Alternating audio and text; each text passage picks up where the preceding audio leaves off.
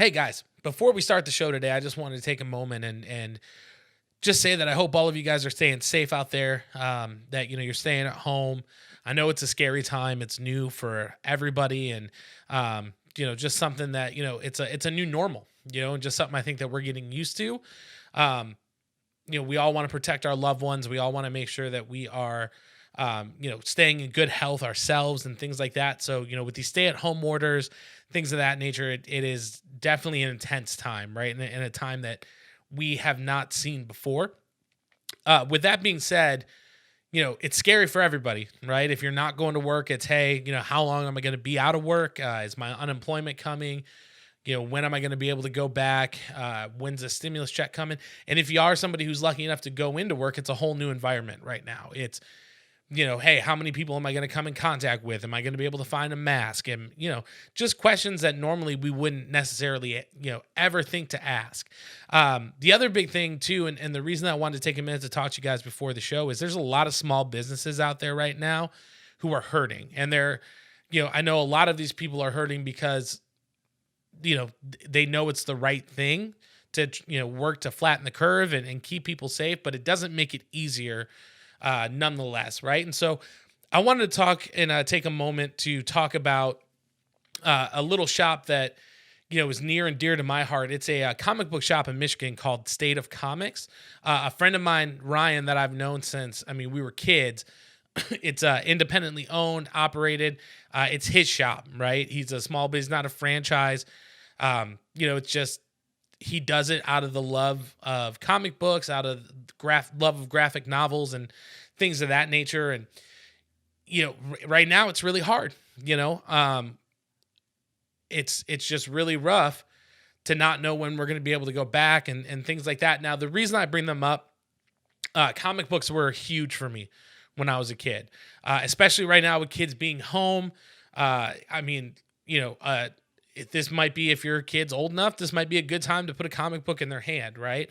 So wanted to talk about some ways that we can support small businesses, and State of Comics is definitely that. They do have a website, stateofcomics.com. They've got rare books, Funko Pops. I'm a big fan of The Office, as you guys will either know or you'll hear more about in the episode coming up, but they've got the Office Pops, things like that. And then they've also got, all sorts of comic books. You can check them out at stateofcomics.com if you want to help support a local business. They do, small business. They do ship across the country. They ship globally as well. So, even if you can't physically get in your car, drive in there, walk into the store, there's still ways that we can support these small businesses, right? So check out stateofcomics.com. Help out where you can, right? I know he does things online like dollar books and things like that. So just check him out. And if you have a small business and you'd like us to talk about it on the show, or if there's a way that we can push people to your website, things like that, just feel free to email us at contact@johnversationspodcast.com. More than happy to take the time to let people know about your business, how they can support. If you ship your product, anything like that, feel free to reach out to us. But all the love in the world going out to the people that are hurting right now. Again, take time, hug your family. Just thank somebody. You know what I mean? Thank somebody who's working in that grocery store. Thank somebody who's working at that gas station, right? Just let them know that they're appreciated and support the people that you can. So again, stateofcomics.com. Check it out. Get your books. Get some for your kids. If you're into comics yourself, perfect for you. Again, they'll ship it wherever you live. So check them out. Thank you guys so much for tuning in. I hope you guys enjoyed this week's show.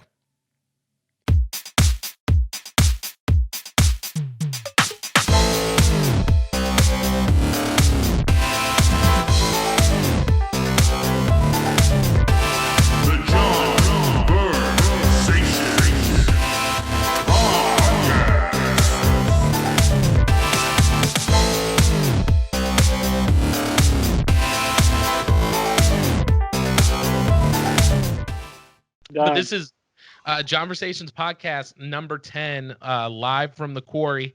I've got super, super happy to have, they are the Johnversation podcast all-star. First returning guest, we have Mr. Matthew Satterfield, Mr. Bobby Gegner. Thank you guys so much for being here. I know we had some technical snags in the beginning, but managed to get everybody in, which is awesome, and super, super happy to have you.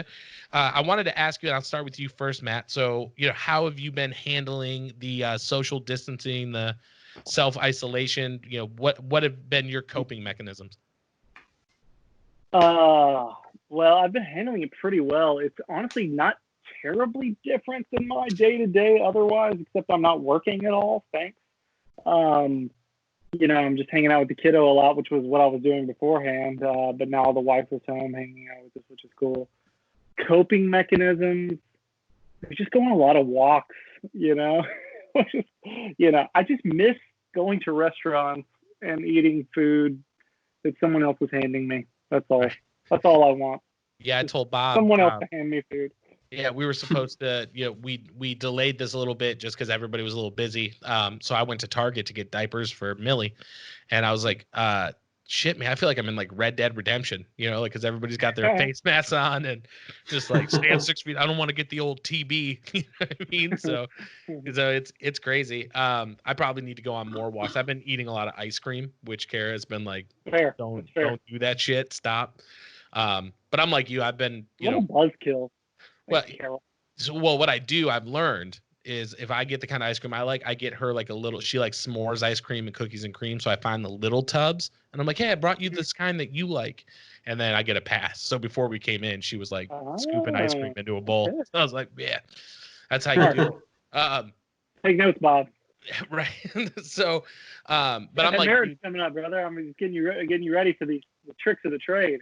Yep, give and take, man. Give her the ice cream that you want, and then take the ice cream that you want. So, but yeah, I mean, I'm like you. I'm home most of the time anyway. So just kind of, I'm not. There's not a lot of. I don't like being around a lot of people all the time, except for like my, people like you that if this whole crazy quarantine thing wasn't going on anyway, we'd, be doing a game night or coming over and hanging out and something like that. So not too much has changed. What about you, Bob? What's are you working from home or what's going on? What have you been doing to get through? Yes, I've been working from home like 4 or 5 weeks now. I can't even remember now. Honestly, it hasn't been that bad for me. I hate to just echo what Matt was saying, but go on walks as much as possible and take off just to stop staring at my computer screen all day. I do feel like I'm working a little bit more working from home, but I gotta say I don't miss the commute. Commuting to Nashville for like 6 years now. Suddenly I don't have to do that. That's awesome. So I like that about it. But I mean, little thing like we didn't have any food left. We had to go pick up our click list yesterday evening. So I went to Taco Bell for lunch and went through the drive-thru. Like I've never received Taco Bell, and I'm in the car by myself, and I just smile as I'm driving. That little I get out of the house, and like Matt said, someone else is handing me food, and I'm driving it home. It was like a big, it's like you stop taking those things for granted suddenly. Man, I'm getting some food through a window in a paper bag, and I'm gonna go home and munch on it. That's right. It's like, do you want to talk for a little bit? Like, there's no cars behind me. Let's just hang at this window for a little while. Yeah, I was way more friendly than normal too. Like waving at people from my cars. I'm in the drive-thru line. Like there's a kid on a bicycle in front of me, and I'm like, "Hey, that's so cool, man." Hey, you're a real. Yeah, I before I found myself doing like a lot of DoorDash and stuff like that because I didn't want, I'd pay like the extra $12 for a $4 hamburger or whatever because I just, first of all, I'm balling like that, and second of all, just I didn't. I'm just kidding. I didn't like. I more so just don't like going out. But since all this has happened, I'm like, no, I'll go pick up the food. They've got curbside. Like, let me get in the car. Like, I'll drive over to, what did we get? We got what is it? Mi Camino. It's that place we all went for my birthday or whatever it was called. Camino Real. Camino Real. Yeah. So we ordered food from there, and I went in, and I don't know about you guys, but I've been trying to, like, if I go into a restaurant or if I go into like Kroger or something like that, I'm like, hey, like, thank you guys for being here. Like when I'm checking out, something like that. Trying to fit pretty well, yeah. Yeah, because number one, I don't know how often they're hearing it. Number two, if all those people are like, guess what? We're not going to work at Kroger anymore. Like we'd all be, screwed. Yeah. You can't Yeah. put so. Um, I've It just it been. is interesting that most of the essential workers are like the lowest paid of, you know what I mean? Outside of like the medical profession, but like and all the essential workers are everybody like, Yeah, yeah. Anybody with a minimum wage. Grocery store clerks and P- anybody with a PhD in women's studies or whatever is like, well, I'm not doing nothing, and you've got, Right. so yeah, The it's people that would crazy. have the hardest time paying for the health repercussions of getting sick are the people that are out there like putting themselves at risk. You Yeah, know what I mean? and it's I don't know, man. I just think they do deserve that little bit of a, because I mean, I tell them like it's got to suck right now. It's got to suck for you to like get up and be like, I got to go check people out, or I got to go make somebody's burrito at Blue Coast or something like that. So, I mean, I don't know if it does anything for their day, and maybe it's just because I'm like trying to get a little like good karma back on myself. But I'm just like, thank you, you are appreciated. Like, here's. I've also started giving tips on carry out, which I never did before because I was like, you're not doing it. You're making the food and just putting. I'm getting it. And now I'm Yeah. like, here you go. Like, here's $5 because I want to make sure. I'm sure that helps you guys out in some way. It's not Yeah. not a lot, but. Well, I'm glad you guys are staying safe and more importantly staying sane. I feel like that's really hard right now, especially with all the crazy news and everything and that's going on. So what I wanted to have you guys in for, people are staying home. We're doing more movie nights. Whether you've got kids or if you're just if you're single. I've seen some really cool things online, like this guy. His wife came home from work because she was one of the essential workers, and he had set up their living room like a movie theater. So he had like set up a concession stand and like had all her favorite candy and like actually made Way tickets. overpriced. Right? Yeah, it's like $14 for those Reese's overcharged cups. for a Coke. Yeah. So, but like he had made tickets, and then he made like a hand drawn AMC theater sign and like hung it up, and they had smart lights, so we dimmed all the lights in the house, like the theater lighting. And so he came home. He's like, "I'm taking you to a movie night." I know, Matt. You've got a son, and Bob, you're on the other end of that spectrum where you're engaged, but it's just you and Emily, who we've had on the show before. But I kind of figured that no matter what situation you're in, right now, kind of an escape is something that's good for everybody. So we had talked a little bit earlier this week, and I wanted to kind of do just like a like top movie or TV show recommendations for the Quarry.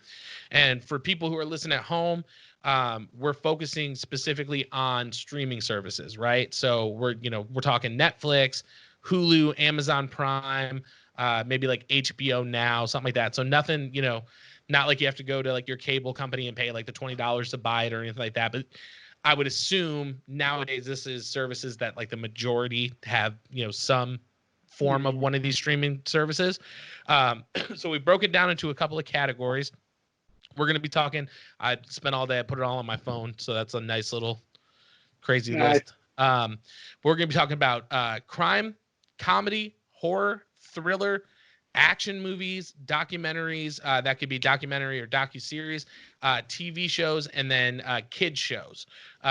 So since our kids, for me and Matt, our kids aren't that old.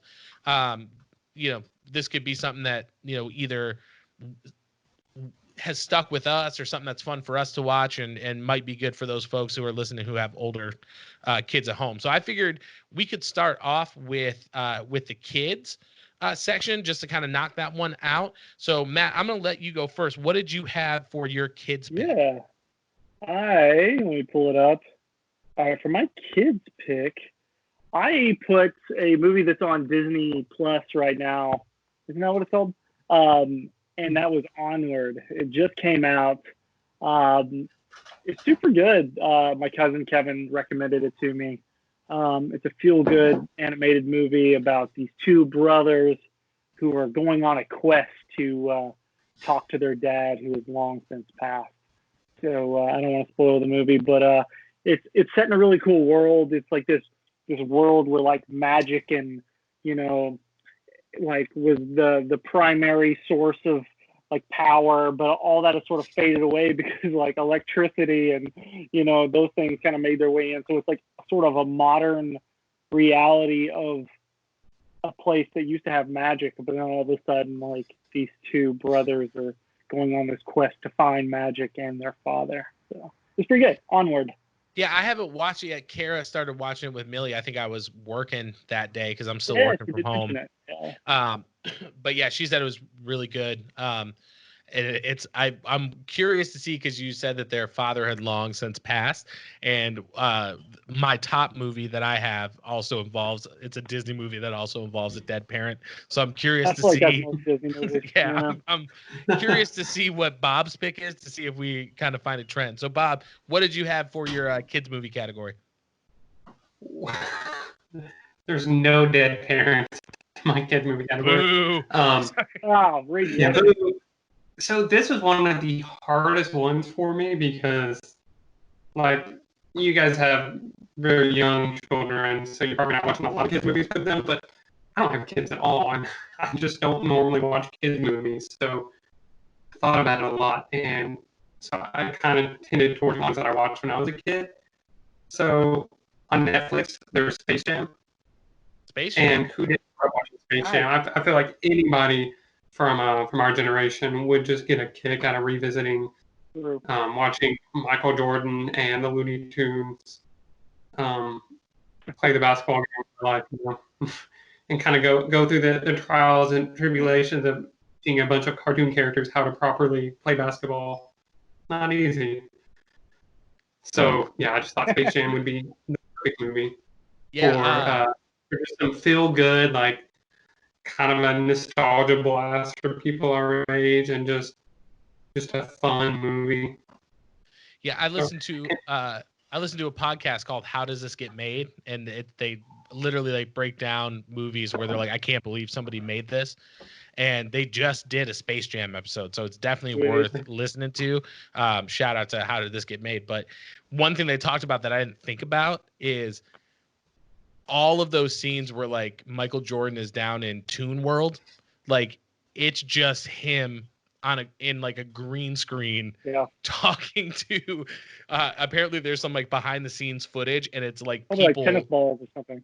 No, this was like when it was just starting, so it was literally people in all green outfits. And then so when he was acting, and then when he was doing the basketball scenes, he's just like pretending that there's other people on the court, so he's doing like whatever he wants to, and then they go in and animate around it. But they were talking about like how he must just have like nightmares still about like being in this giant green room with all these green people. But yeah, I'm with you, Bob. I think for like a throwback, and especially I think there's some things out there that are just cool to kind of pass on to the next generation. You know what I mean? So I think that's one of those ones that you can show to your, kind of like Star Wars. You know what I mean? Like all the parents that are like, I love this movie when it came out, and then the next generation watched it and they're like, well, my dad showed me this, let me show you. Like, hopefully you like it the same way that I do. So I definitely think that's a good pick. And I will tell you, I was tied for 2 on my list, and one of them kind of leans the same way. So the first one that I had was The Good Dinosaur on Disney, on Disney Plus.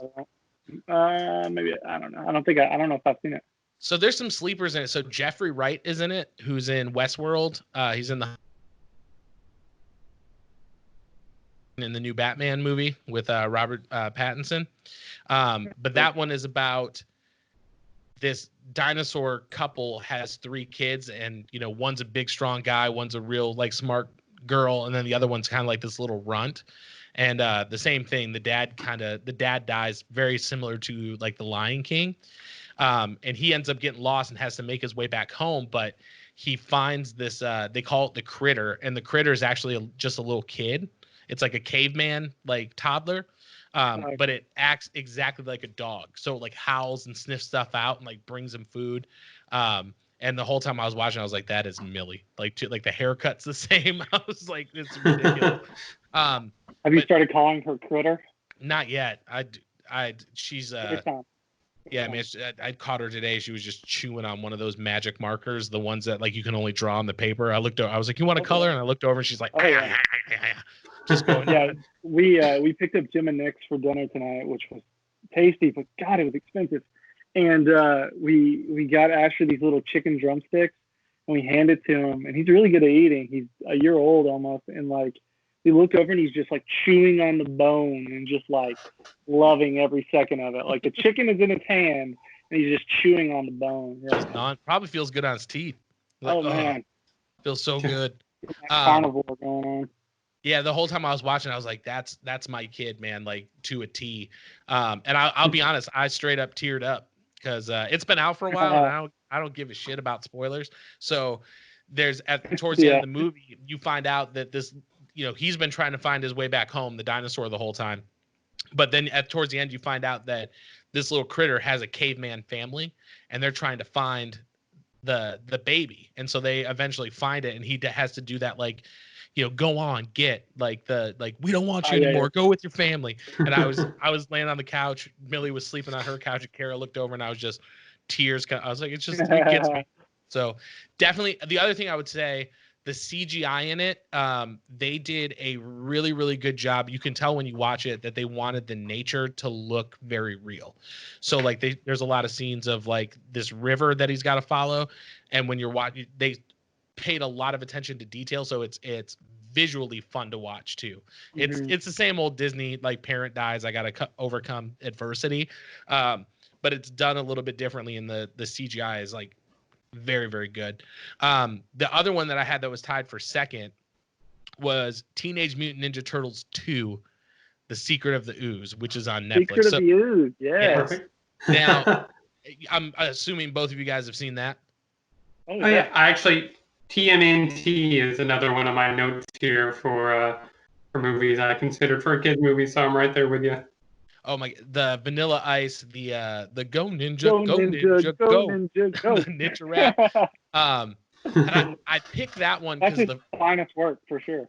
Oh, so good, so good. And then when like Toka and Reza just like they're like, oh, it's part of the show, keep dancing. But it really, because I was kind of torn between the first one, because the original one is very true to the comic, like the Eastman and Laird. It's gritty. Sam Rockwell's actually in it, which is kind of crazy. He's like a little baby Sam Rockwell's. He's like the leader of the like cigarette gang that hangs out in that warehouse.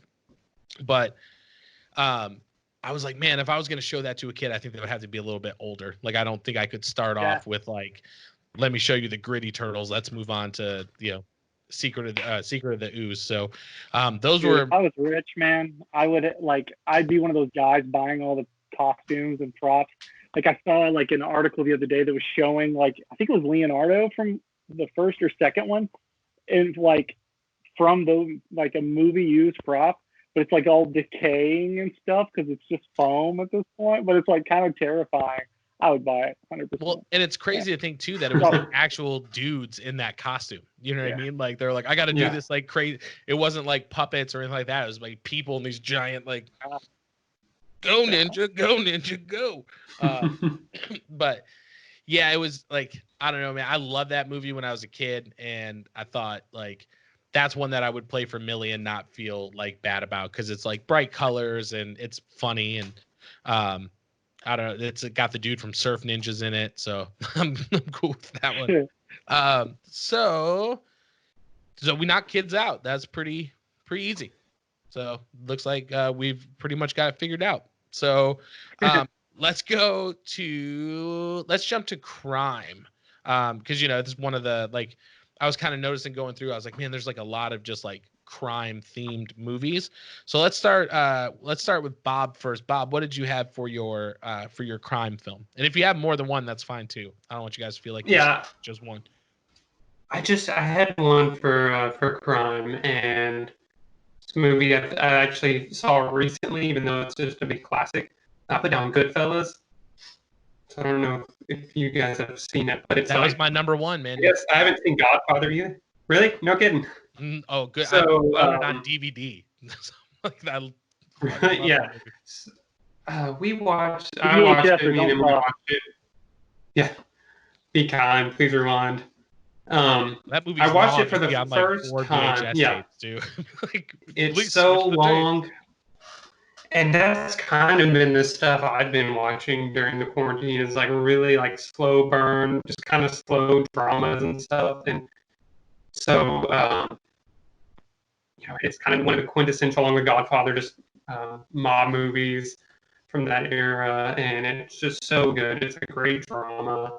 It's funny. It's smart. It's super fun to watch. And it's just one of those movies always meant to watch if you did, and got together with some friends a month or so ago, and we just sat down and watched it, and it was awesome. And I would recommend it. It's one of those movies I think is on a lot of people's. They've either seen it, love it, or it's on their list of like, yeah, I've always been meaning to watch that movie. I think it's just one of those kind of movies. So now it's the perfect time to just kind of lean into that. And this is on your list too, John. I won't talk too much about it. I'll let you kind of jump in there too. But Oh no, definitely, if you never I've got so for mob movies. mine, I was really torn. So for each category, I have like 5 or 6 different ones. So it's just, whatever. I love them all. But I think that's one of those movies that, I mean, first of all, there's so many people in it. Ray Liotta's in it, De Niro, Oh, yeah. Pesci, Sam Jackson's in Pesci. it. There's like, and it's a Scorsese movie, so of course it's just long as hell. Like if you watch that and The Irishman back to back, like you don't have anything to do for 4 days. So The quarantine would be over. right, yeah, it's like, Yeah. oh, you can come outside now. You're just eyes are burning. But yeah, I love that one. That's I bought it on DVD forever ago, and I like wore it out. And even the DVD is 2 sides, so you like finish one side, and then you got to Wow. take it out, and flip it over. Yeah, so Yeah, it's we watched it on a DVD, so I kind of went through that. yeah, it takes you back to simpler times. You know what I mean? It's like you Yeah. had to flip your DVD, skip back and forth on your CD player, stuff like that. So, yeah, great pick, man. I'm right there with you. What about you, Matt? What'd you have? This one was tough for me because honestly, I don't watch a lot of crime, and anything crime related I watch, it's probably some doc on Netflix that everybody's already seen. There's so many good like mini crime docs on Netflix that I don't even want to mention because everybody's seen them all. But I picked something that's not even really crime. It's more like mystery, but it's like the closest thing I could pick. I actually picked the new Nancy Drew movie. It's also a kids movie. We saw it in theaters when we still had like the AMC A-list. It's a kids movie. It's got the girl, I can't remember her name, from It, like the redheaded girl from It. Oh, gotcha. Super freaking good. The movie's probably not great, but it was fun. And there's a mystery, so that's maybe crime. I don't know. I think it falls. works. I'd like to imagine that it's like a works. real gritty version of Nancy Drew. Like It's she's not. like smoking cigarettes. She's and smoking, and has she's like Oh, slapping a nasty prostitutes to get tattoo. information. Yeah. She's like, tell me about goes that deep job. undercover. I don't even know if there was a crime committed in the movie, but I just thought about somebody trying to uncover something, and that's I don't know. Yeah, That I'm gonna works. look I up. think it works. I'm gonna look up her name because she is absolutely awesome. What is her name? Is it Sophia something? Sophia Lillis. So Yeah. she is awesome in It, and then she was really good. I don't know if you guys saw Sharp Objects on HBO, but she plays Rachel McAdams is in it, right?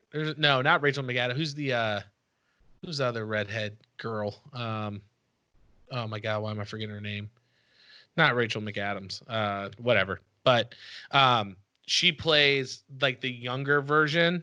It's nice. Usually I record this show on my phone, so I can't look stuff up. And now I'm like, I can look stuff up. Amy Adams, that's her name. So she plays like the young Amy Adams. Oh, okay. And when she's younger, she goes through like this crazy trauma that she ends up leaving town and then having to come back later. But she plays the she's just everything I've seen her in, she's awesome in. So yeah, that might be one that I have to watch with Millie and Kara and see what they think about it. Yeah, it's fun. If you want something fun. Have like a Harriet the Spy vibe. Yeah, very much. I love that movie when I was a kid. Yeah, I did too, actually. That's funny. I forgot about that. Oh, so good. Rosie O'Donnell's in it. That's good. Pre like Trump beef. So, Oof, okay. So for feel it. mine, again, I'm tied for 2. So, have you guys seen Killing Them Softly? No, I didn't. I heard good things though. Yeah, it's I on. don't think I have either. It's on Netflix. It's got Brad Pitt. It's got Scoot McNamara or McNary. That's his name. He was from season 3 of True Detective, and then James Nobody actually saw Gandolfini that. is in it. You didn't see? Oh, dude, watch that! Like as soon as we hang up, watch it.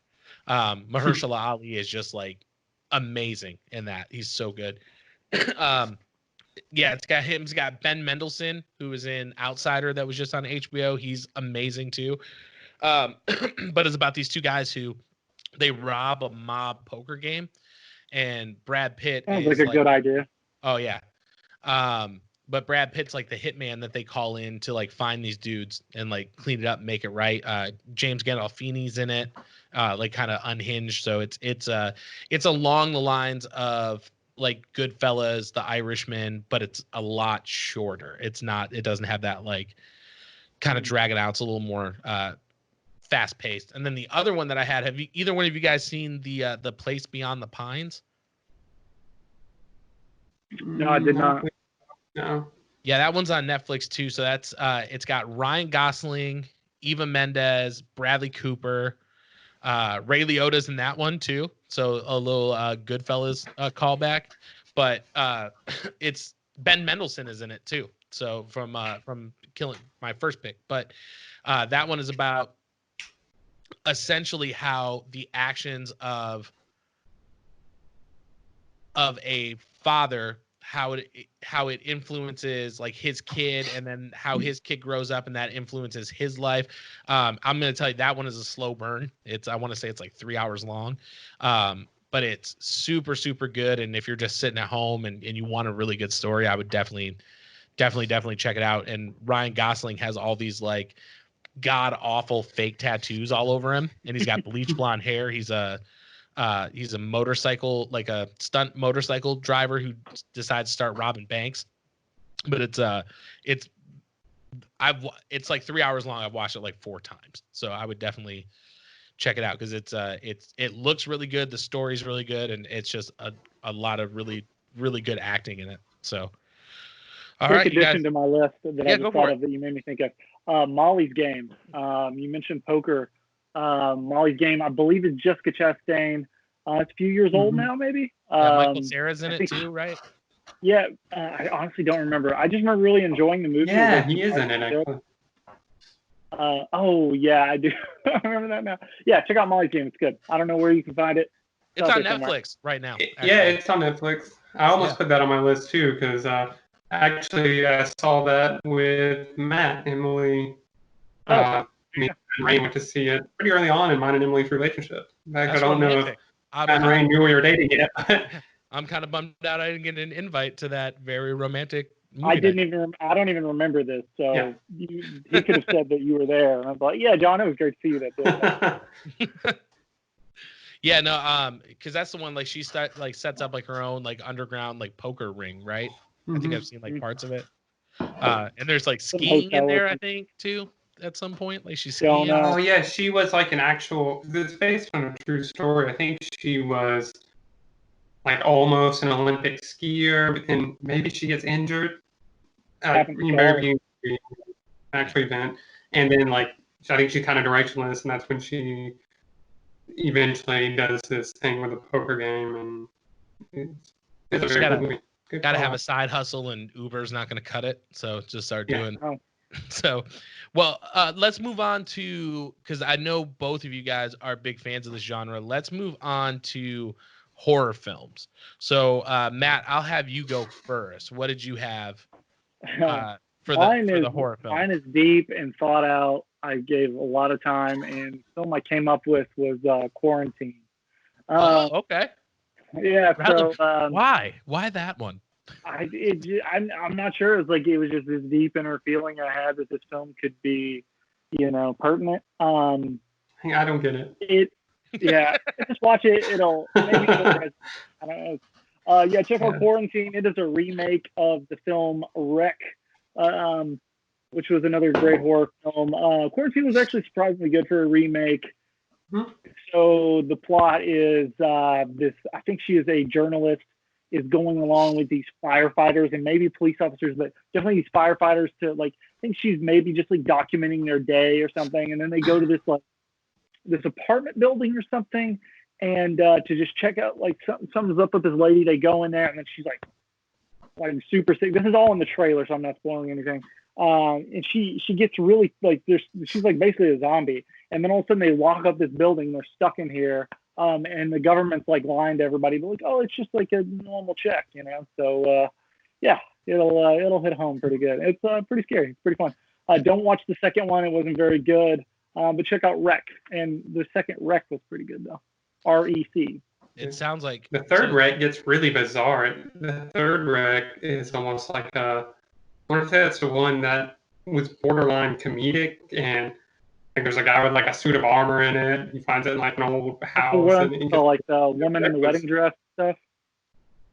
yeah, I think so. Like it happens at a wedding, and it gets like it's almost slapstick. Like I remember watching it thinking it like I kind of thought I was gonna watch like Mm-hmm. follow up Wreck 1 or Wreck 2, and it's kind of like that. Only it's also sort of like watching a comedy. I don't understand what this is. it's like the Evil Dead 2 of the Wreck Yeah. series. It was bizarre for sure. Yeah. Yeah, it sounds like when you were given the description, my mom she lives in a condo complex, and one of the people in her condo complex ended up coming down with corona. And she was like the firemen and everybody showed up, and they're all wearing like the hazmat suits. I'm like, wow, that sounds like it could actually be going on. So check out Quarantine. Yeah. And which platform's that one on? It's on Netflix or? I don't honestly. I didn't check. I would check Shudder, the horror streaming service. It's fantastic. They've got a ton of horror movies. My list isn't very good about me cross-referencing things, but some of these are you can find basically any movie these days. So. Yeah, I know it used to be on Netflix, but it's not there. Anyway, find it. This isn't we're amateurs, guys. You know what I mean? So this isn't we don't need specifics. This is our first time doing this. So if you want to see it. You know how to do it. Yeah, right. So right. Bob, what do you got for your horror film, sir? So, like Matt, I lean really hard. I'm figuring it's horror. You want to lean really hard into the uncomfortable of our current world situation. So, this is a movie. Another movie I actually saw in the theaters with Matt because we're big horror buffs. So we used to go and catch a lot of them in theaters when they come out. And I was really excited about it. And I left the theater thinking it was a good movie, but also super disappointed because it was nothing like I imagined. The movie's called It Comes at Night. I don't know if you have seen it, but basically the trailer is really creepy and weird, and like there's these monsters that come at night, and it's not like that at all. It's almost like another very slow, like family drama, but it's like a post-apocalyptic world. You don't really ever know the details, but and this is where it really relates to our current situation. Basically, some unknown illness swept through the world and really reduced the population, and it's super contagious. So, like most of the population is gone, and you just sort of have to scavenge for food. And like, the whole premise of the movie, same thing as like zombie movies. Like, people in these situations are the monsters, kind of. So like, it's a breakdown of the family, and they come across this other family in the woods and try to help them out, and then end up one of them is sick. Like they end up robbing them, and then you find out one of them is sick, and then I don't want to ruin too much, but yeah. So it's basically a post-apocalyptic movie where some unknown virus has pretty much ended humanity as we know it in society. There's just a few survivors scavenging for supplies and food and trying to survive by completely and to the extreme isolating themselves. So, and it kind of plays into the psychological trauma and effects that creates, and kind of the horror of just the situation. So, it was a really good movie. I only left the theater disappointed because I thought it was gonna be like a supernatural like creep fest, and it was a totally different kind of movie, but still really good. And it's on Netflix, and it would be an excellent one if you really want to turn up your anxiety about COVID-19. So Yeah, I enjoy it. I've seen the trailer for it, and I kind of thought it was going to be sort of like a Quiet Place kind of vibe, like from what I saw. Like, Mm-hmm. you know, you're You have trying to to quiet avoid like these. nothing happens. Yeah. Yeah, just like Yeah, avoid. it So it's is like so a slow, but yeah, I've seen. I'm gonna have to watch it because I'd like.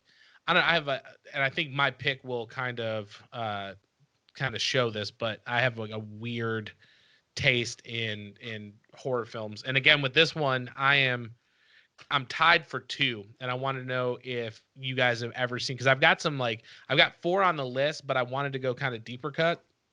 So, have either of you guys ever seen the movie Hush? It's on Netflix. yes, That's it's the It's good. one. awesome. It was really Yeah, solid.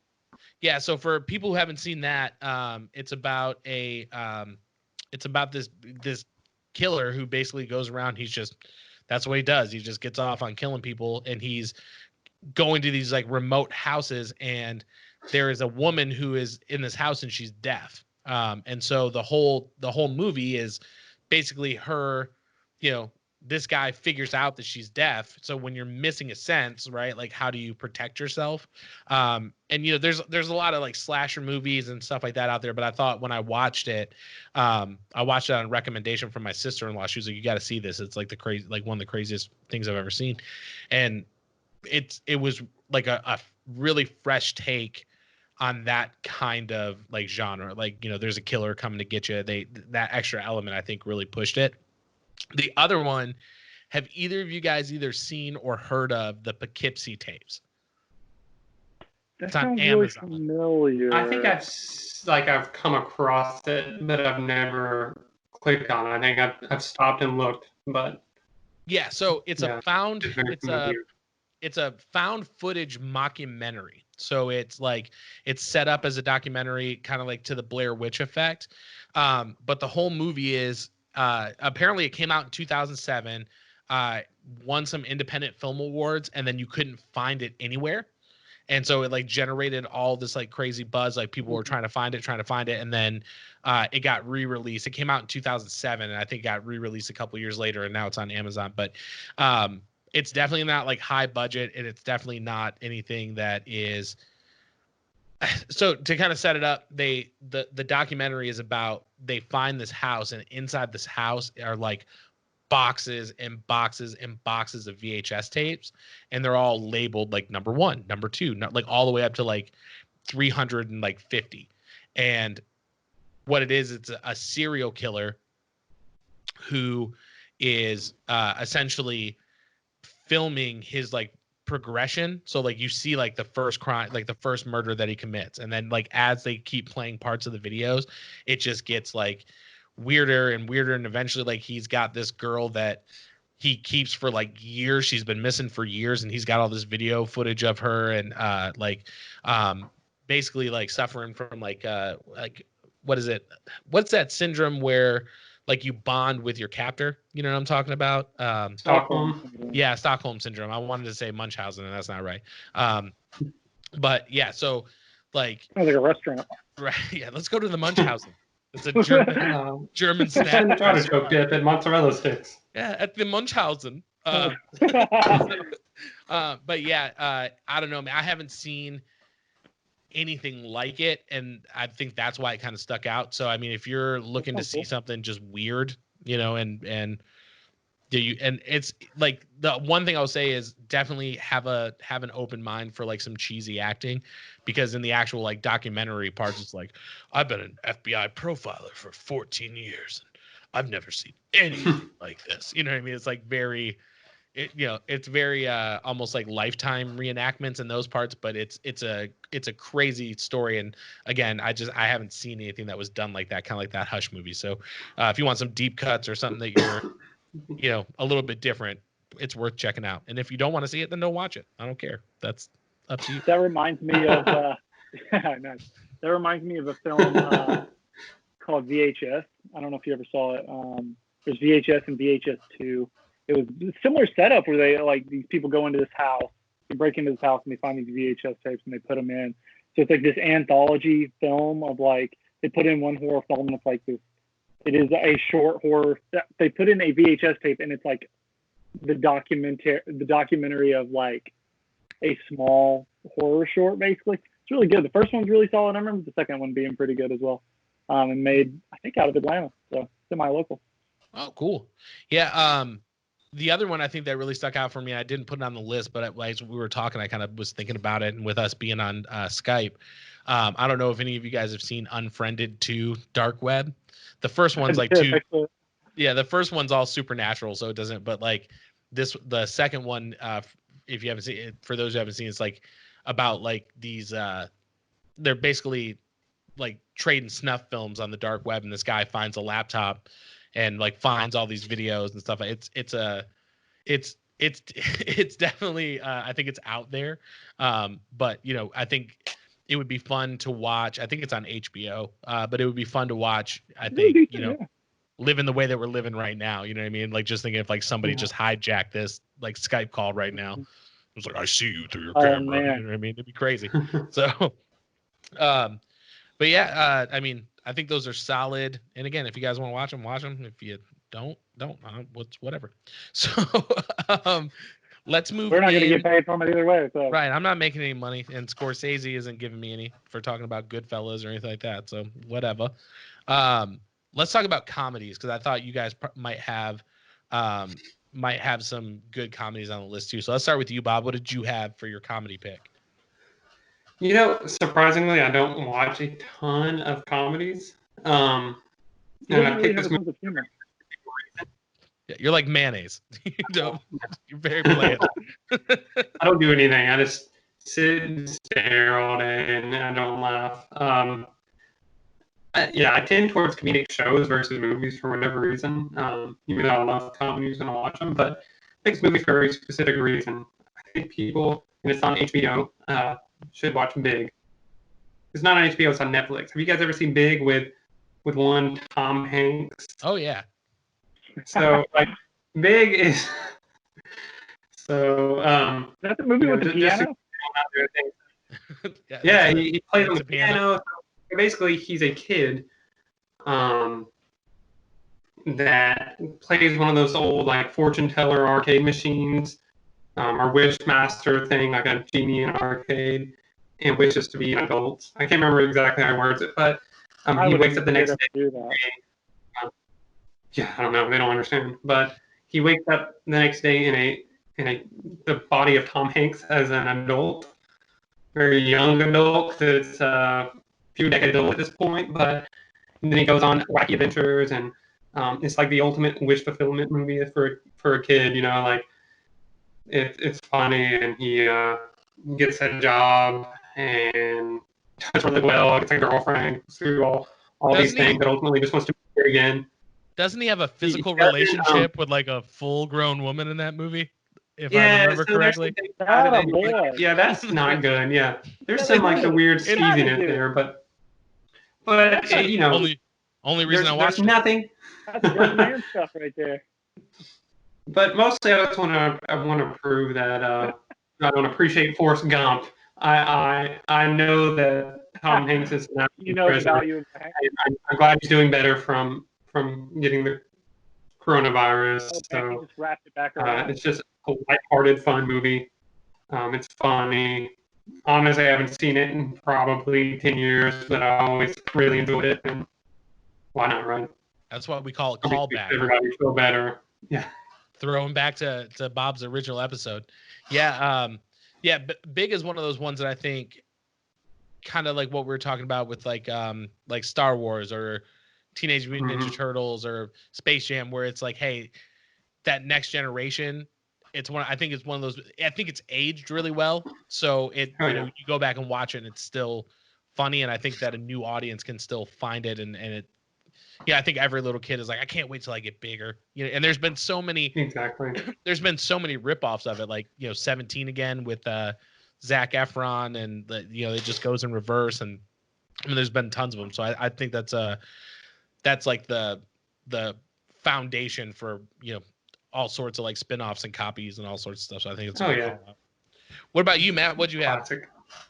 So my comedy, I know you'll appreciate this when you've mentioned it. I put Good Boys Oh yeah.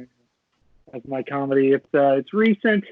Honestly, I don't specifically remember the plot other than these three boys want to go to this party, and hijinks ensue. I just remember laughing uncontrollably. I think Seth Rogen produced it, I believe. Yeah, him and his who's his partner? No, or what's his name? Oh God, yeah. He does all his movies with him. Yeah. And I love everything he does, and this counts. It was really, really, really funny. Check it out. Good boy. I loved it. There's that scene, like there's that, and again, these have been out, so I don't feel bad about spoilers. If you don't want to hear, just turn the volume down. But there's that kid whose parents are like the crazy sex freaks. So they've got all like the sex toys, and he's like, if somebody touches me, I'm gonna beat him to death. And he's just got like a huge dildo in his hand. He doesn't know. Yeah. It was so funny. Yeah, that movie. Me and Kara watched it. I liked it because I feel like it was almost like a little kid version of Superbad. You know what I mean? It was like, let's take the same, like we're trying to get to a party, all this crazy stuff happens, but let's just shrink everybody down and have them like not understand the real world. Yeah, it was super, super funny. And that one I don't know what it is, man. Like every time a little kid cusses in a movie, it makes me laugh. Like I don't like I'm very simple to I'm like very easy to please. If like a little kid drops an F-bomb, I'm laughing.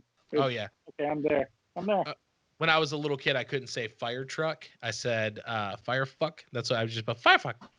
And my dad would have me say it a million. He'd be like, hey, tell your uncle how you say fire truck. And he'd just die. He just thought it was so funny. So, you know, I'm right there with you, man. Like that movie, I need to go back and watch it again because I've watched it once. But I want to go back because I'm sure it's one of those movies that like if you watch it like, you know, 2 or 3 times, you pick up some stuff. I like the sips of beer. You remember that where he's like, Johnny took 3 sips of that warm beer. He's like, I'm gonna drink the whole thing, or I'm gonna have 6 sips. Just like stole some warm beer down by the creek bed.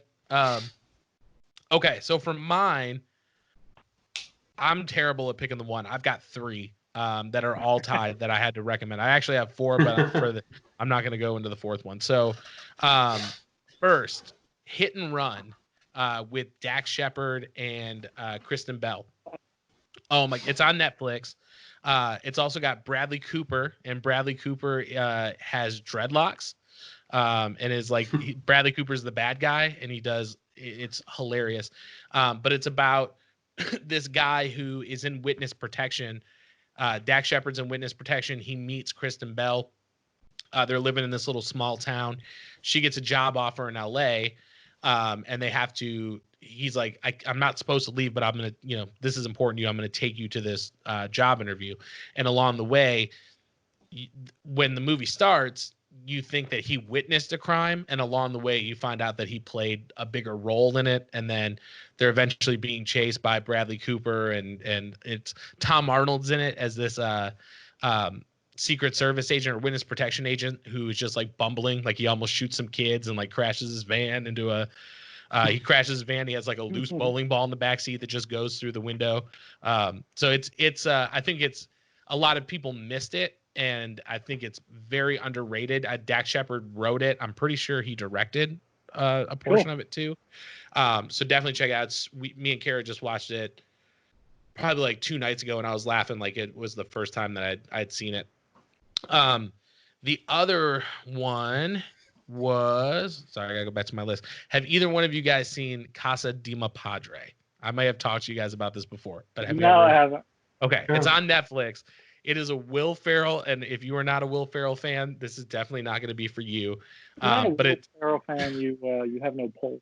Yeah, for people that are like, I just don't like him. I don't get it. And I'm like, I don't want to be friends with you. I don't think, unless Bob, you don't like him, and then we're friends.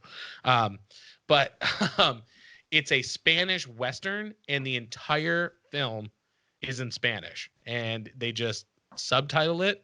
but it's Will Ferrell playing like this like Mexican cowboy, and you're supposed to believe that like he was born and raised there. His parents are like he's got Mexican parents, and you're just supposed to believe that. And they call him what's his name? I think they call him like the white jaguar or something like that. Like this white jaguar appears to him in a dream. So that one, it's out there. That's another one that I watched and I immediately had to watch it again because I was like, this is so good. It's ridiculous. So that's on Netflix. And then the other one, have either of you guys ever heard of a good old fashioned orgy? I mean, I've heard of it. I can't say I've taken part or seen one in person, but no. Okay, Those were the days. So it has. Wait. Where's this conversation going, Josh? So listen, pop your Let him tops, talk. boys. Still talking about movies? Yeah, pop your tops, Are my you man. propositioning me and Bob Yes. simultaneously? Yes. Wouldn't be the first time. Well, I don't know if with three people if it's necessarily an orgy or if it's, you know. Yeah, I don't know where they draw the line. Right. So it has Jason Sudeikis, Nick Kroll, Tyler Labine, Martin Starr, who was in like Freaks and Geeks. He was in Knocked Up. He's in all the Judd Apatow stuff. Will Forte's in it. Don Johnson, David Koechner from The Office. I mean, he's in everything. But the movie is what it's about. I'm just going to read the description because it's kind of hard to. This one is on.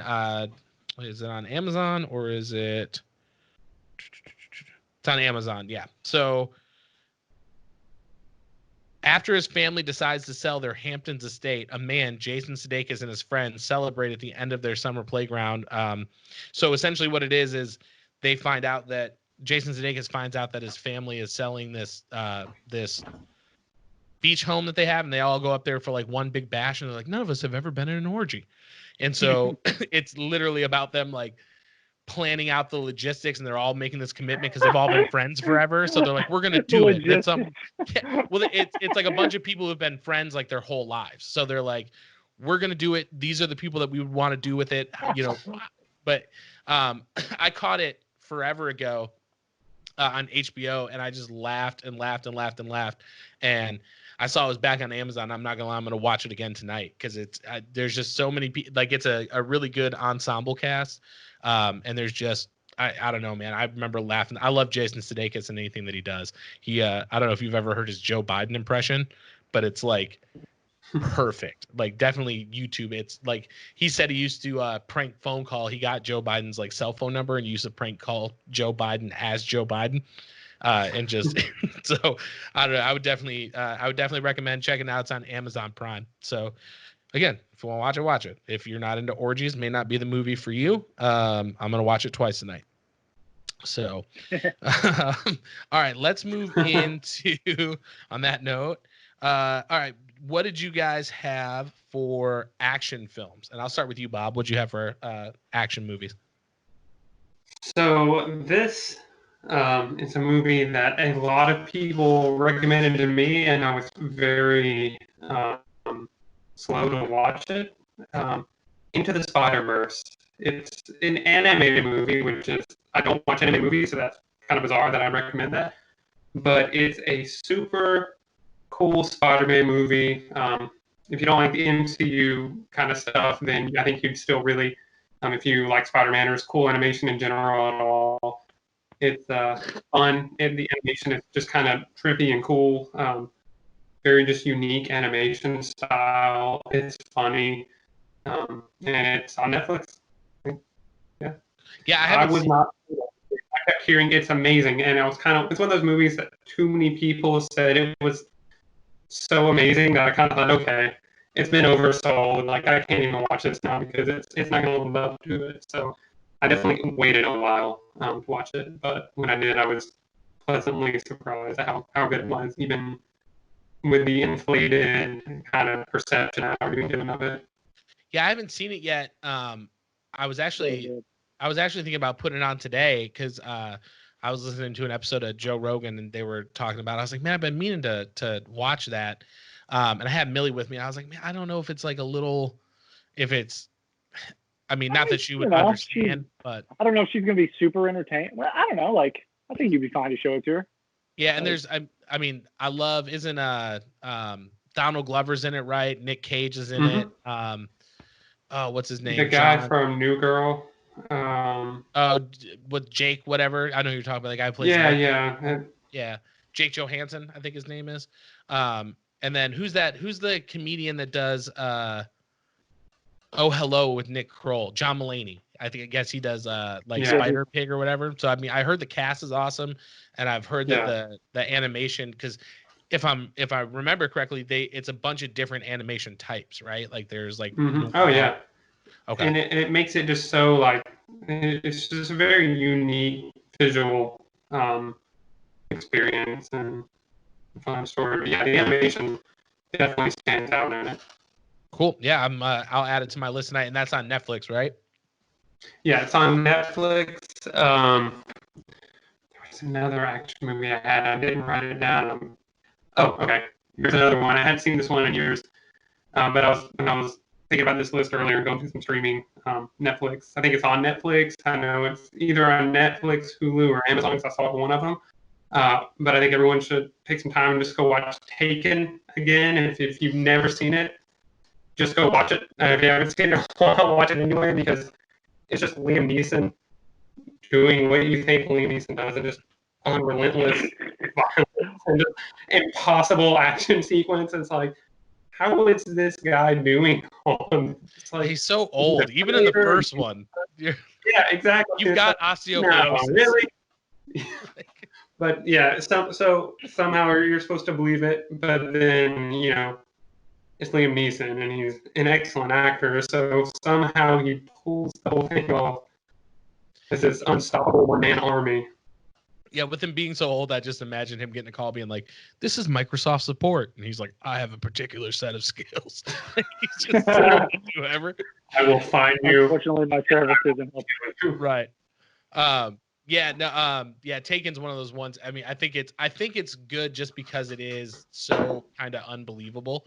You know what I mean? Yeah. I mean, and maybe not even unbelievable, but like anytime I don't see Liam Neeson and I'm like, that's a badass dude. I see Liam Neeson, I'm like, he has Metamucil. You know what I mean? So like, so it's cool, but it's also like kind of That watching guy like groans when he gets up in the morning, like, yeah, oh, but it's also like it's kind of cool because it also reminds me of like the old like Jean-Claude Van Damme movies where you're supposed to believe that he was like born in America and he's got that accent. I am all American Jack. You know, he's like, no, you're not, dude. Like you're not at all. Yeah. So yeah, I will revisit Taken because that movie's so good. What do you got, Matt? Sorry, forgot where we were. So mine kind of blurs the lines a little bit, and I chose Jumanji 1 and 2, like the new ones. They're not the high. They're comedy, but there is action, and the Rock's in it, so that's like an automatic action. They're actually really funny and really entertaining, and there's action, and sort of in the similar vein, I also chose Scott Pilgrim. It's not necessarily the biggest action film, but there is action and there's comedy. And that's as far as I really go into the action genre. They've got to be funny also, or I'm probably not going to watch them. That's like the one type of film that doesn't really grip me. So that's as actiony as I get is comedy and pseudo action. Yeah, and I'm the same way. And Scott Pilgrim, I mean, I definitely think that would fall under. And I mean, like 75% of that movie is just him fighting people. Like, it's very very artistic. I love that, and I love Jason Schwartzman in that as like her, as like the nemesis. And like, isn't what Chris Evans is in it, isn't he? He's one of the Chris's, right? There's a ton of people. Yeah, that movie is awesome. And I think I don't know. I'm right there with you, man. I love that movie, and anytime it's on, I'm like, let's get into it. It's one of my favorites of all time. It's probably top 5 for me. Maybe top 3. It may be top 3 for me if movies like period. I think I have that one on DVD too. I'll have to dust off the old.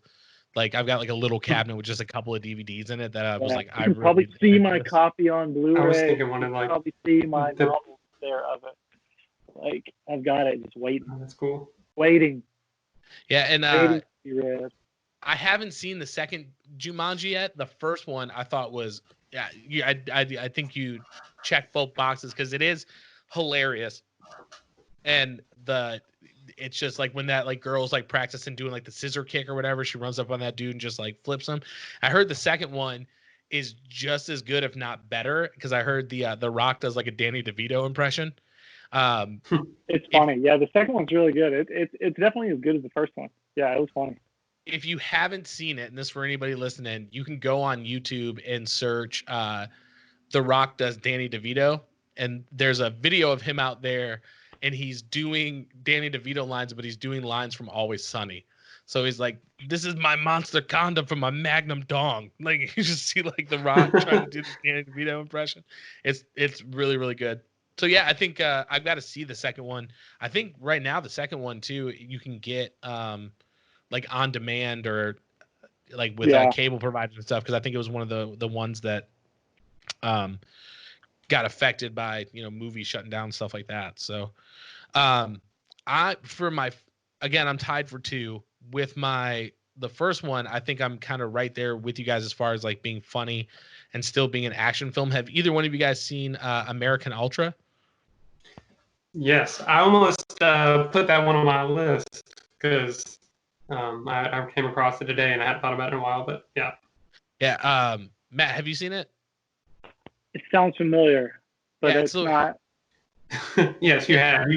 I watched it at your house. I was like, we watched it together. Oh, okay. How was it? You're the one who talked me into watching it. Yeah, it's Jesse Eisenberg plays like this like crazy like burnout stoner, and then you find out that he's like actually like a sleeper agent for the government, and he gets activated. So he's like It was good. Yeah. Yeah, he's just like he just starts beating the shit out of people and he doesn't realize how he's doing it. And I think that was my favorite part of the movie was it was good. Yeah. He was just like, oh my God, like I didn't know I could do this. And Kristen Stewart is in it. Like, sorry. And I will say, Kristen Stewart, everything I've ever seen her in, she has like one delivery. Like straight up, she's just like the same face, the same delivery. But I think it really, because she was playing like another burnout, like stoner chick, I think that delivery fit really well. It's probably my favorite thing that I've seen her in. Like the two of them paired together really well. And then the other one that I had, have either one of you guys ever seen The Book of Eli with Denzel Washington? Mm-hmm. Oh yeah, that's a good movie. I may have. I remember it at least. Yeah, so that's for folks who haven't seen, it's like a post-apocalyptic world, and Denzel Washington, he's trying to get from wherever he's from to the West Coast, and you find out that he has the only like printed copy of the Bible left. And so this crime boss, which is Gary Oldman, who's just awesome and everything too, he's trying to get it because he realizes that like if he's got that word, he can preach to people and get people to do like what he wants them to do. And Denzel Washington's just a badass throughout that whole movie. I think that's another one that was filmed. I remember watching like the making of it, and like a huge majority of it is on green screen.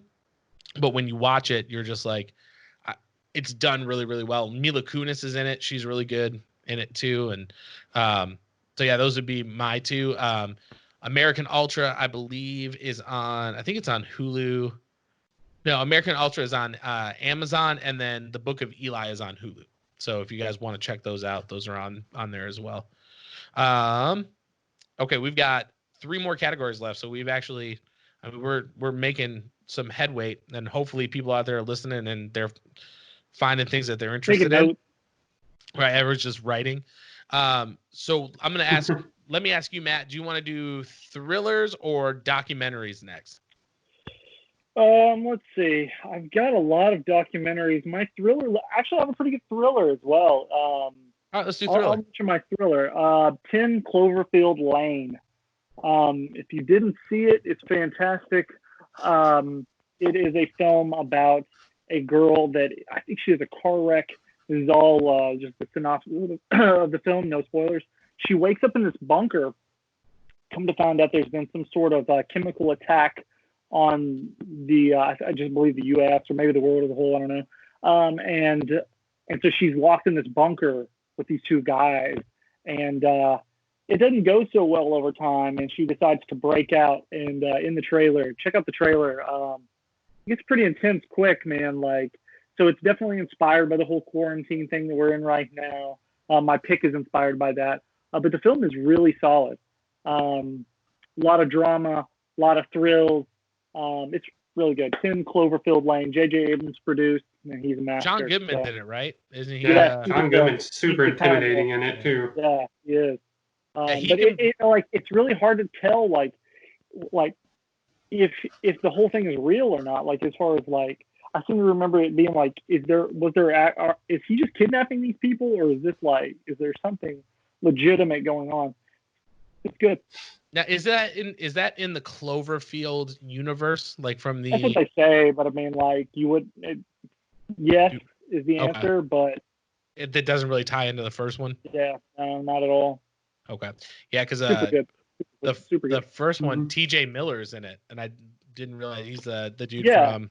He's holding the Yeah. camera the whole time, and like you see him like Yeah, 2 or 3 times. A little nerdy thing for you because I loved Cloverfield. I thought it was amazing. They called him HUD, which is a reference to heads-up display, which is a gaming and sometimes camera-related term for what you see when you're looking on your viewport.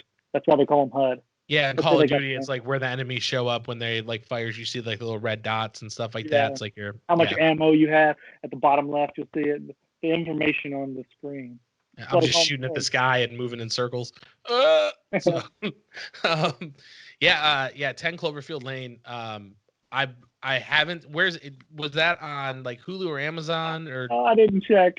That's okay. I think it's on Netflix. I think. Okay, that's no problem. Got to be on the list.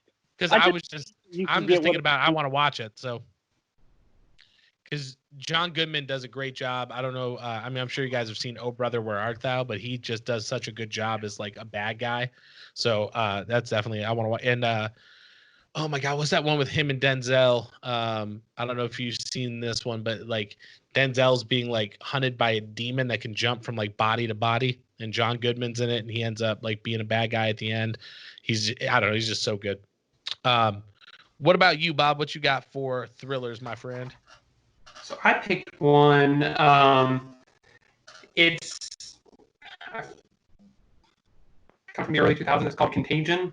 And again, I thought for thriller, kind of lean into the suspense and anxiety of what's going on right now. But so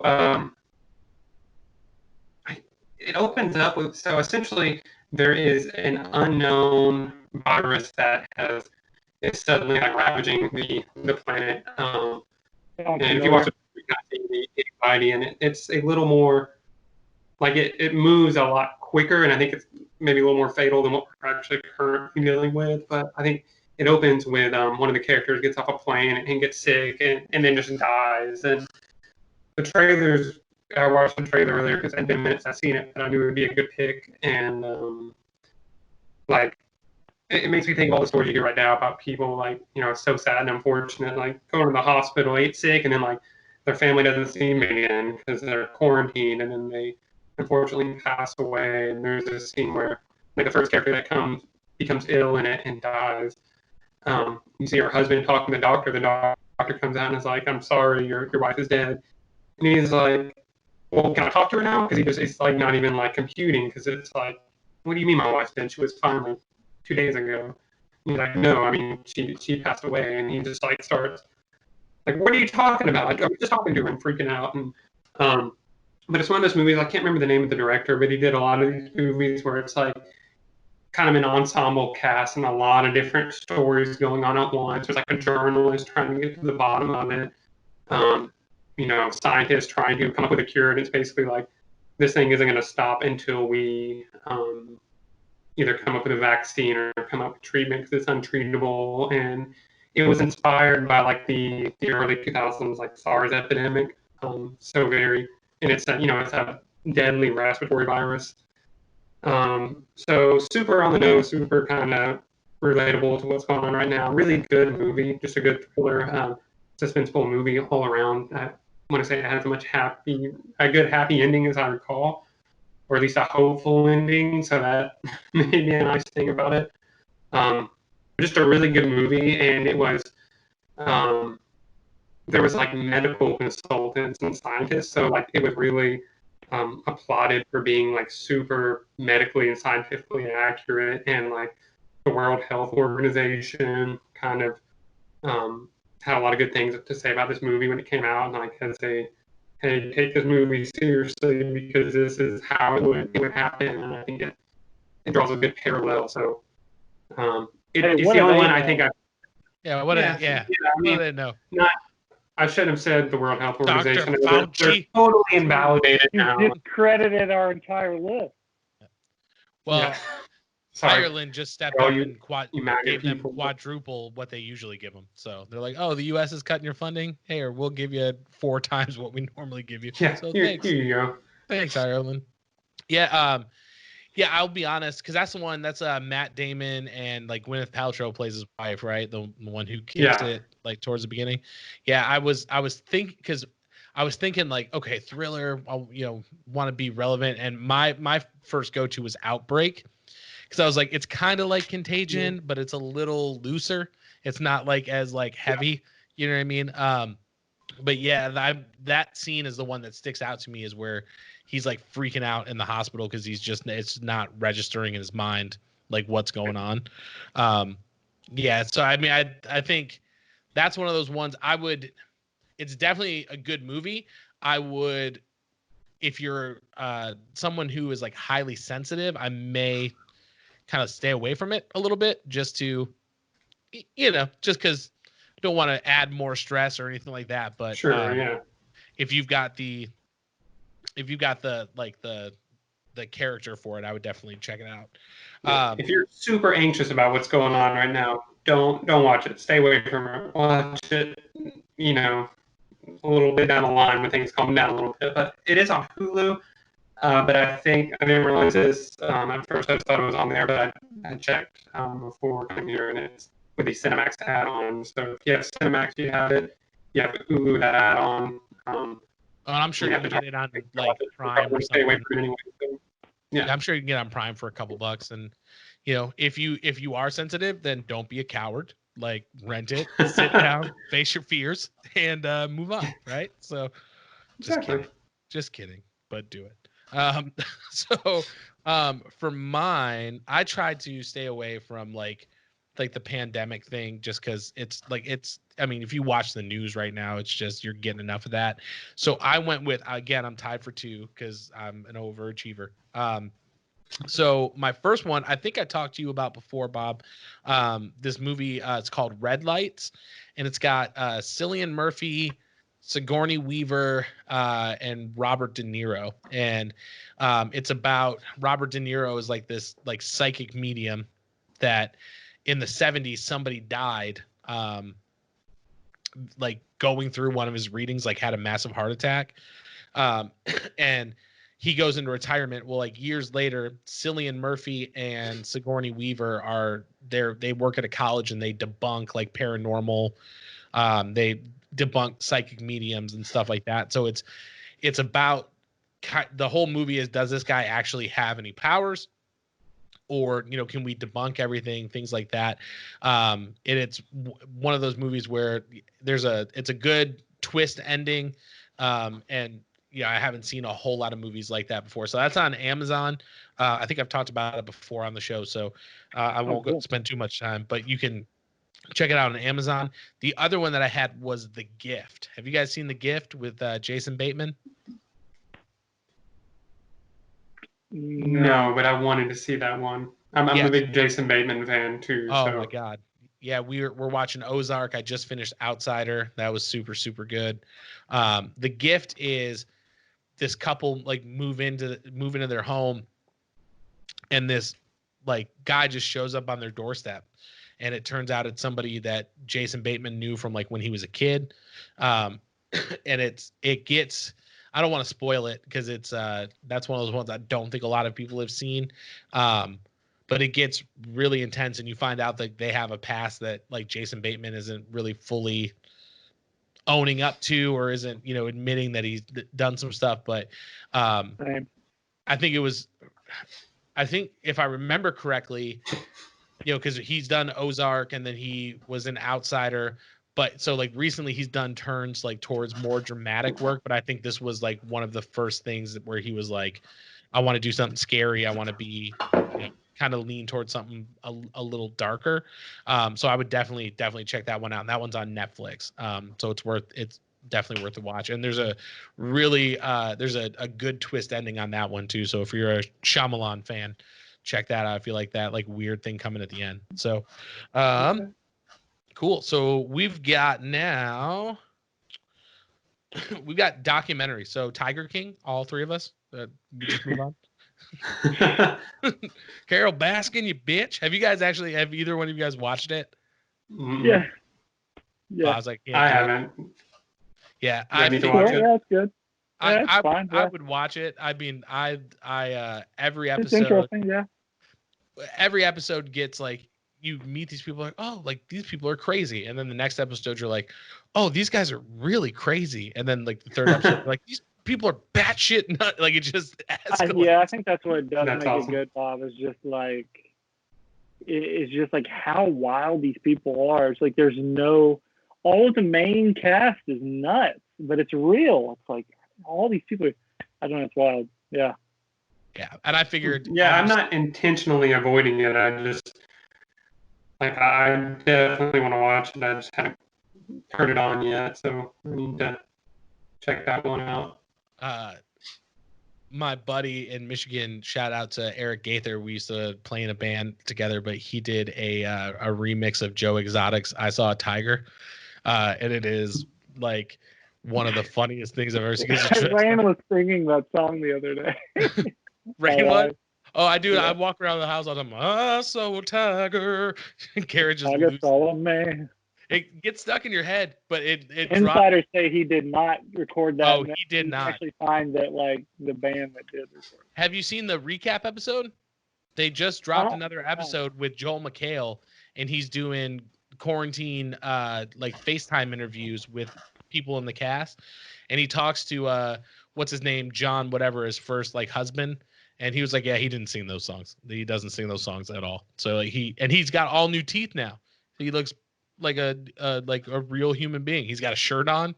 They asked him, they were like, why take your shirt off? And he's like, because I got all these cool tattoos. He was like, it was cold, but I wanted to look cool. In fact, think of the things he did to get those. Because me and Rainer were talking about that the other day.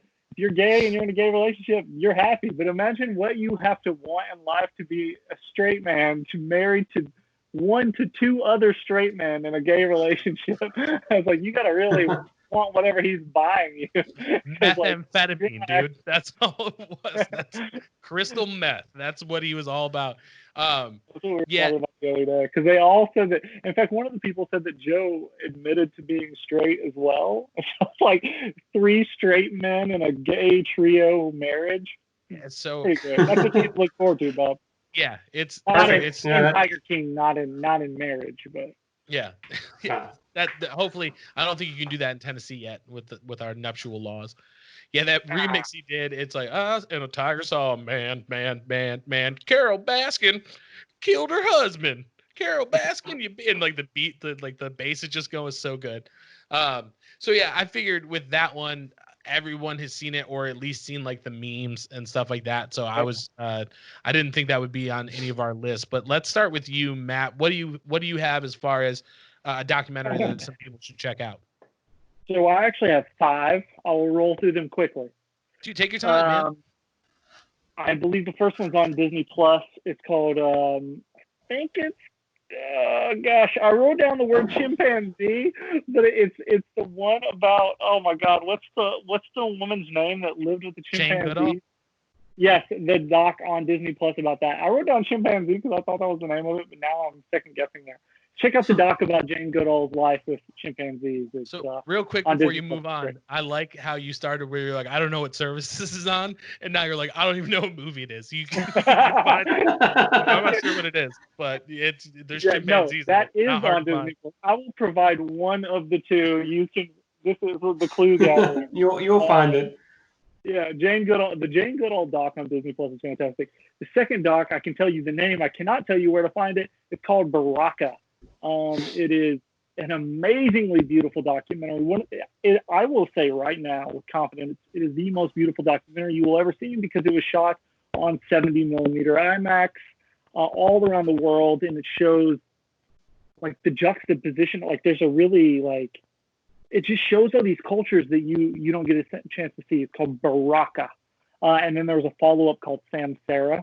Like That's Mortal also Kombat? very very Like yes, Baraka, Finish him. but Finish him. it's not about the blade wielding chomper. It's different. Baraka and Samsara are fantastic. The blade wielding Uh, chomper. Yeah, That's a good. it's an amazingly beautiful like depiction of human life, and I think Samsara is exceptional because it shows like ants crawling on the ground, and then it cuts to like Shinjuku Square in Tokyo, where like just hundreds and thousands of people are crossing. It just shows you how animalistic kind of we are. It's a beautiful documentary. Both of them are fantastic. The next one I have is a doc series that is on Netflix. So I'll provide you both the information here, called Dark Tourist. So it's a way to kind of get out of your house right now. Dark Tourist is super good. I can't remember the host name, but he goes through all these amazing places around the world and takes part in their local culture. Some of it's kind of wild, but it's real. You know what I mean? So definitely check it out. Dark Tourist is fantastic. The next one, Free Solo, about the solo climb of the El Capitan cliff. Alex Honnold climbs it without a rope. It's like higher than the freaking Empire State Building. He does it without a rope. Free Solo. It's amazing on Disney Plus.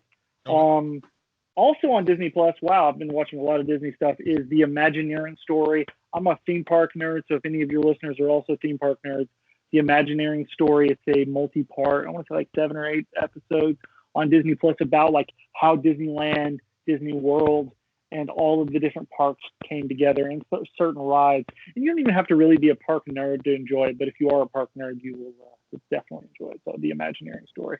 That's a bunch of docs for you to check out. Awesome. Cool. I love documentaries, so those are definitely right up my alley. Bob, what do you got, man? I have a couple here too. First one is actually a series. It's on Netflix. It's called Explained. I don't know if either of you guys watched them, but they're like little short documentaries. Most of them are like 18 to 25 minutes, and just little like each episode is on a different topic. So there's like one on like the diamond industry, one on like cannabis, have them on food, sex, pretty just a bunch of different topics. There's a couple seasons out, so a handful of episodes, and it's like great. Particularly while you're stuck at home, if you're just looking, for something in the middle of the day to watch for just to kill some time, or just little learning bites that you can watch. It's really interesting. I haven't watched all the episodes, but it's definitely something I'll throw on every now and then. It's just I really enjoy learning little short, brief, kind of high level overviews of some cool topics. So check that out. It's on Netflix. Another one, and this one, if you have HBO now, you can watch it. I go through these phases where I get super into documentaries for a while, and this is one of the first documentaries I watched that I just really got into that kind of made me love documentaries. That's called Paradise Lost. I don't know. Are you guys heard of this? It's fantastic. Yeah. So, and if you're a fan of like Making a Murderer and those kind of documentaries like that come out now, yes, the OG, and there's 3 parts to it, right? Yeah. So I haven't seen the about other. The West Memphis 3, right? Yeah. Yeah, West Memphis 3. So it's like 1993. These children are killed in West Memphis, Arkansas, and there's these 3 teenagers that are, they're into wearing a lot of black and makeup, and kind of the whole aesthetic of being goth, and I think maybe they throw around the word like devil worshippers a lot. And basically, it's just the town. It's like right in the middle of all of like the satanic panic situation. Yeah, exactly. It's exactly what it was. It's a satanic panic, and they said it's a satanic ritual. And when you watch it, like dude, have some Jinko, so you must be doing right. Take off that silver ball necklace, Satan. Like got your chemistry book in your back pocket with those Jinko jeans. Yeah. Oh yeah. So I mean, basically, it's just a witch hunt, and they go after these three just kind of out there teenagers, and yeah, and they just like tear them apart. And one of them is there's a lot of parallels, I think, to Making a Murderer. It's kind of like they were catch these guys, and you watch the documentary, and some of the like the little kid stepdad and stuff. He's extremely suspicious, and there's some weird characters in it. And you're like, Yeah. oh, wait a minute, those guys have some creepy, like greasy black hair, and they smoke cigarettes and love metal music, but like this there's something off about him. Like he's really out there. And the cool thing is, well, not the cool thing about the story, it's great. But so they're convicted. It's just about that trial and them getting convicted, and like looking into whether or not they really did it, and just kind of the evidence and stuff. But they have since in the last several years been released. The state of Arkansas let them go. They had to sign contracts, basically absolving the state of any wrongdoing and saying that like you are admitting you did this, but we're going to let you go anyway because of garbage or something. Yeah, and so like I've heard kind of the main guy that they really targeted because he was sort of the ringleader, and the other two people he just drug into it. Damien, right? Wasn't that his name, if I remember correctly? Yeah, that doesn't help. His freaking name is Damien. It's all for you, Damien. It's just... And but I've heard him talk about his experience. But I remember their names. Wow, I only remember Damien. I can't remember the other two. I remember. Yeah, Jesse, and then who was the other one? I don't remember. That's all odd. I just remember. I remember. Yeah, 2 out of 3 is not bad. We were both 1 for 1. Especially for me. I remember Eddie Vedder's in that too. He's like someone who like really the dude from Pearl Jam really pushed for them to be. Yeah, they did all that music and stuff. Yeah, Johnny Depp I think was a big supporter of them once upon a time. I think maybe even helped get them out or like spoke on their behalf or something. Back when it was still okay to use the name Johnny Depp. That's really good. So yeah, it's great. A really interesting story, and the story is still interesting. Like, I mean, just following up with the people, and like nowadays, it's really. I don't know if you guys listen to The Moth ever. It's just about to do on NPR when community home at that time. But Damien does a story on there talking about it, and it's really a great documentary. Yeah, it's growing up in the North. Like I had seen it on HBO when I was a kid, and I was like, I don't know what this is, and you know what I mean. And like the cover looked real weird because the music in it, like when it opens up, it's like real, like 90s metal. You know what I mean? Oh yeah. And like the cover looks the same way. So I was a kid, I was like, yeah, I don't know what this is. And then I moved down here, and Making a Murderer came out, and people were like, well, if you think Making a Murderer is crazy, like you gotta like, have you heard of the West Memphis 3? And I was like, no. And they're like, yeah, it's Paradise Lost. I'm like, I've seen it. I've seen it like in the HBO documentary. It's like a million times. I gotta watch it. And I sat down and watched all 3 parts in like a day and a half. I was like, just super sucked in. It's so good. And then there's also a movie that's based on it called Devil's Knot, and it's got Reese Witherspoon in it. There's a couple other people in it too, but it was, I mean, like after watching the documentary and then watching the movie, it seems like it's very close to the source material. You know what I mean? Not like taking a lot of liberties. My favorite guy in that whole movie is the dad who's like convinced that they're guilty. And so dude, he's like out in the woods, like burning a fire and like praying for God to smite them down. He's like, these boys, blah, blah. And then they get years go by, and he was like, I was wrong. He was like, these guys didn't do it, but he spent like 12 years like trying to get him the electric chair. It's crazy. Yeah, that's, if you haven't seen it, if you like Making a Murder, if you like, because did you guys see The Staircase? That was another one that was on Netflix. That guy got the same kind of deal at the end of that one, where it's like, hey, you're saying that you did this, but we're gonna let you go. So like you can't come back and sue us or anything like that. So wild. Yeah, The Staircase is crazy. It's not on my list, but because I figured a lot of people have seen it. But if you haven't seen it, it's on Netflix. It's good. So I've got a couple on mine too. The first one, have either one of you guys heard of How to Fix a Drug Scandal? No, but I'd like to know. Yeah, so it's out on Netflix right now. It came out around the same time as Tiger King, but I think it got buried because Tiger King is just like a phenomenon. But King. it is about in Massachusetts, within like a year of each other, there were two. So, if you get arrested for like possession of marijuana, possession of cocaine, whatever, right? It goes to a lab and a chemist tests it to make sure that it is what it is. And then they send that off to the prosecutor. The prosecutor's like, yep, we tested it. This is cocaine. So one lady she would take like 10 samples and test one and then write out, yep, these are all cocaine.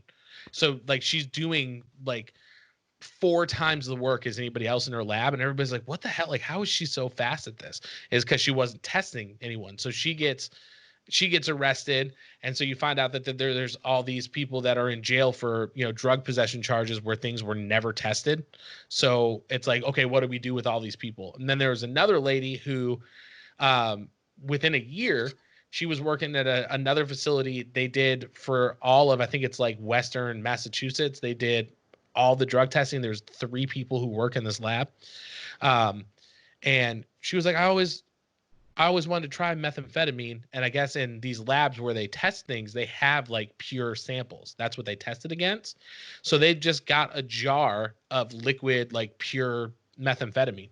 So she one day was just like, I'm going to try it. And did a dropper of meth and was like, I was very productive.